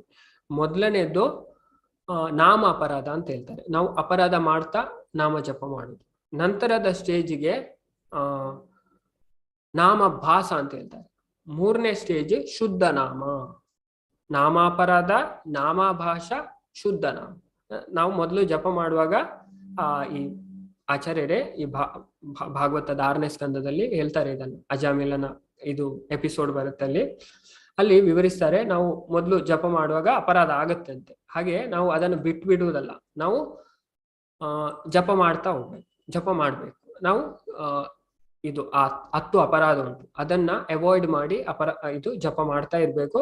ನಂತರ ನಾವು ನಾಮಭಾಸ ಶುದ್ಧ ನಾಮದ ಸ್ಥಿತಿಗೆ ನಾವು ಬರ್ತೇವೆ. ಹಾಗೆ ಜಪ ಮಾಡುವಾಗ ಅಪರಾಧ ಆಗತ್ರಿಂದ ಅದನ್ನು ಬಿಡುವುದಲ್ಲ, ಅದು ತಪ್ಪು. ಅಪರಾಧ ಎಲ್ಲರಿಂದ ಆಗ್ತದೆ, ಆದ್ರೆ ನಾವು ಆದಷ್ಟು ಅಪರಾಧ ಆಗದಾಗೆ ನೋಡಿಕೊಳ್ಬೇಕು. ಓಕೆ, ಅವರು ಏನಾಗ್ತಾರೆ ಇಲ್ಲಿ ನೋಡಿ. ಭಗವಂತನ ಈ ಪುಣ್ಯ ನಾಮಗಳ ದೋಷರಹಿತ ಸಂಕೀರ್ತನೆಯಿಂದ ಪತಿತಾತ್ಮರು ಹೈಕ ಬಂಧನಗಳಿಂದ ಮುಕ್ತಿ ಪಡೆಯುವುದು ಸಾಧ್ಯ ಎಂದು ಶಾಸ್ತ್ರಗಳಲ್ಲಿ ಹೇಳಲಾಗಿದೆ. ಎಲ್ಲಾ ಶಾಸ್ತ್ರದಲ್ಲಿ ಹೇಳಿದೆ. ಭಾರತದ ಒಳಗೆ ಮತ್ತು ಹೊರಗೆ ಭಗವಂತನ ಅಸಂಖ್ಯಾತ ನಾಮಗಳಿವೆ. ಭಗವಂತನ ತುಂಬಾ ನಾಮ, ತುಂಬಾ ಹೆಸರುಂಟು. ರಾಮ, ಗೋವಿಂದ, ಕೃಷ್ಣ, ತುಂಬಾ ನಾಮ ಉಂಟು. ಅವೆಲ್ಲವೂ ಅಷ್ಟೇ ಶುಭವಾದವು. ತುಂಬಾ ಎಲ್ಲ ನಾಮಕ್ಕೆ ಇದುಂಟು. ಆದ್ರೆ ಏಕೆಂದರೆ ಅವೆಲ್ಲ ದೇವೋತ್ತಮ ಪರಮಪುರುಷನನ್ನೇ ಸೂಚಿಸುತ್ತದೆ, ಭಗವಂತನನ್ನೇ ಅದು ಸೂಚಿಸುತ್ತದೆ. ಆದರೆ ಈ ಯುಗಕ್ಕಾಗಿ ಈ 16 ಪುಣ್ಯ ನಾಮಗಳನ್ನು ವಿಶೇಷವಾಗಿ ಎತ್ತಿ ಹೇಳಲಾಗಿದ್ದು ಜನತೆಗೆ ಇದರ ಪ್ರಯೋಜನ ಪಡೆಯಬೇಕು. ಓಕೆ, ಈ ಯುಗಕ್ಕಾಗಿ ಹರೇ ಕೃಷ್ಣ ಮಹಾಮಂತ್ರ 16 ಪುಣ್ಯನಾಮಗಳನ್ನು ವಿಶೇಷವಾಗಿ ಎತ್ತಿ ಹೇಳಲಾಗಿದೆ.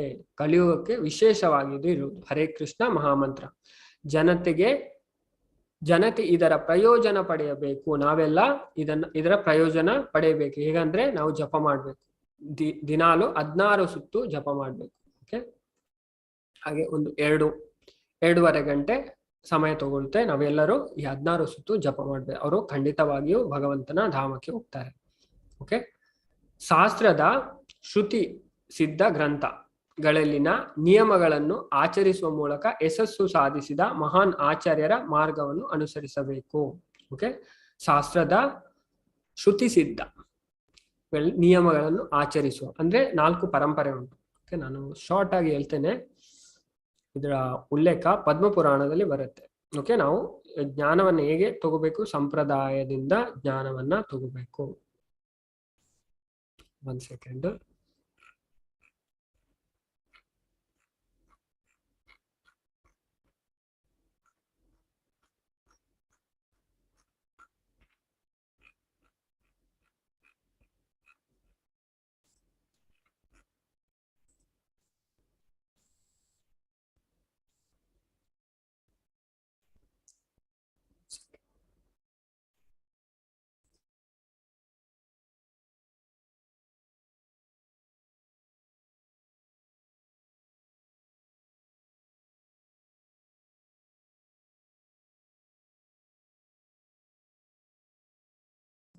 ಹರೇ ಕೃಷ್ಣ.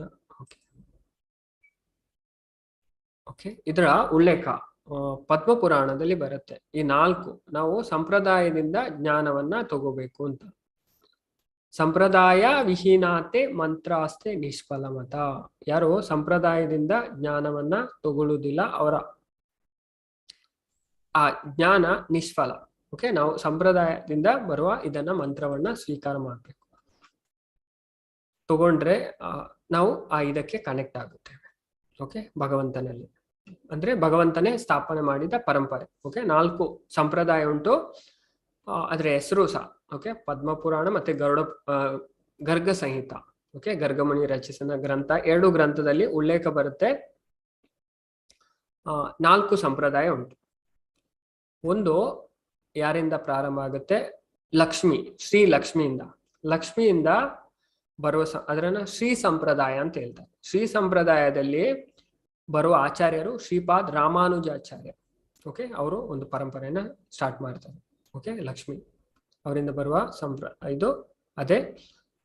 ಮತ್ತೊಂದು ಸಂಪ್ರದಾಯ ಲಕ್ಷ್ಮಿ. ಓಕೆ, ನಾನು ನಿಮಗೆ ಸ್ಲೈಡ್ ಅಲ್ಲಿ ತೋರಿಸುವ. 1 ಸೆಕೆಂಡ್.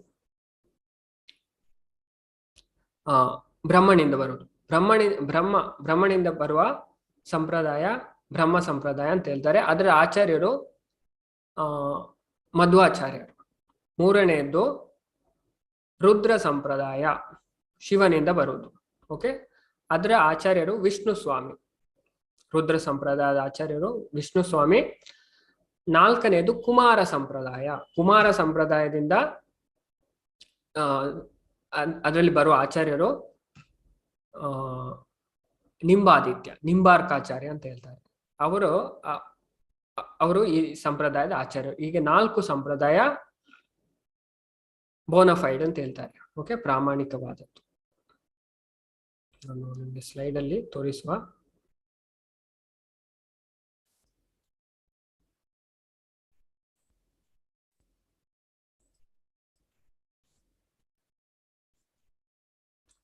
ನಿಮಗೆ ಇಲ್ಲಿ ಸ್ಲೈಡ್ ಅಲ್ಲಿ. Okay, institution for Vedic knowledge. Okay, ನಾವು ಜ್ಞಾನವನ್ನ ಸಂಪ್ರದಾಯದಿಂದ ಪಡೆಯಬೇಕು. ಓಕೆ, 4 ಸಂಪ್ರದಾಯ. ಓಕೆ, 4 ಸಂಪ್ರದಾಯ ಉಂಟು.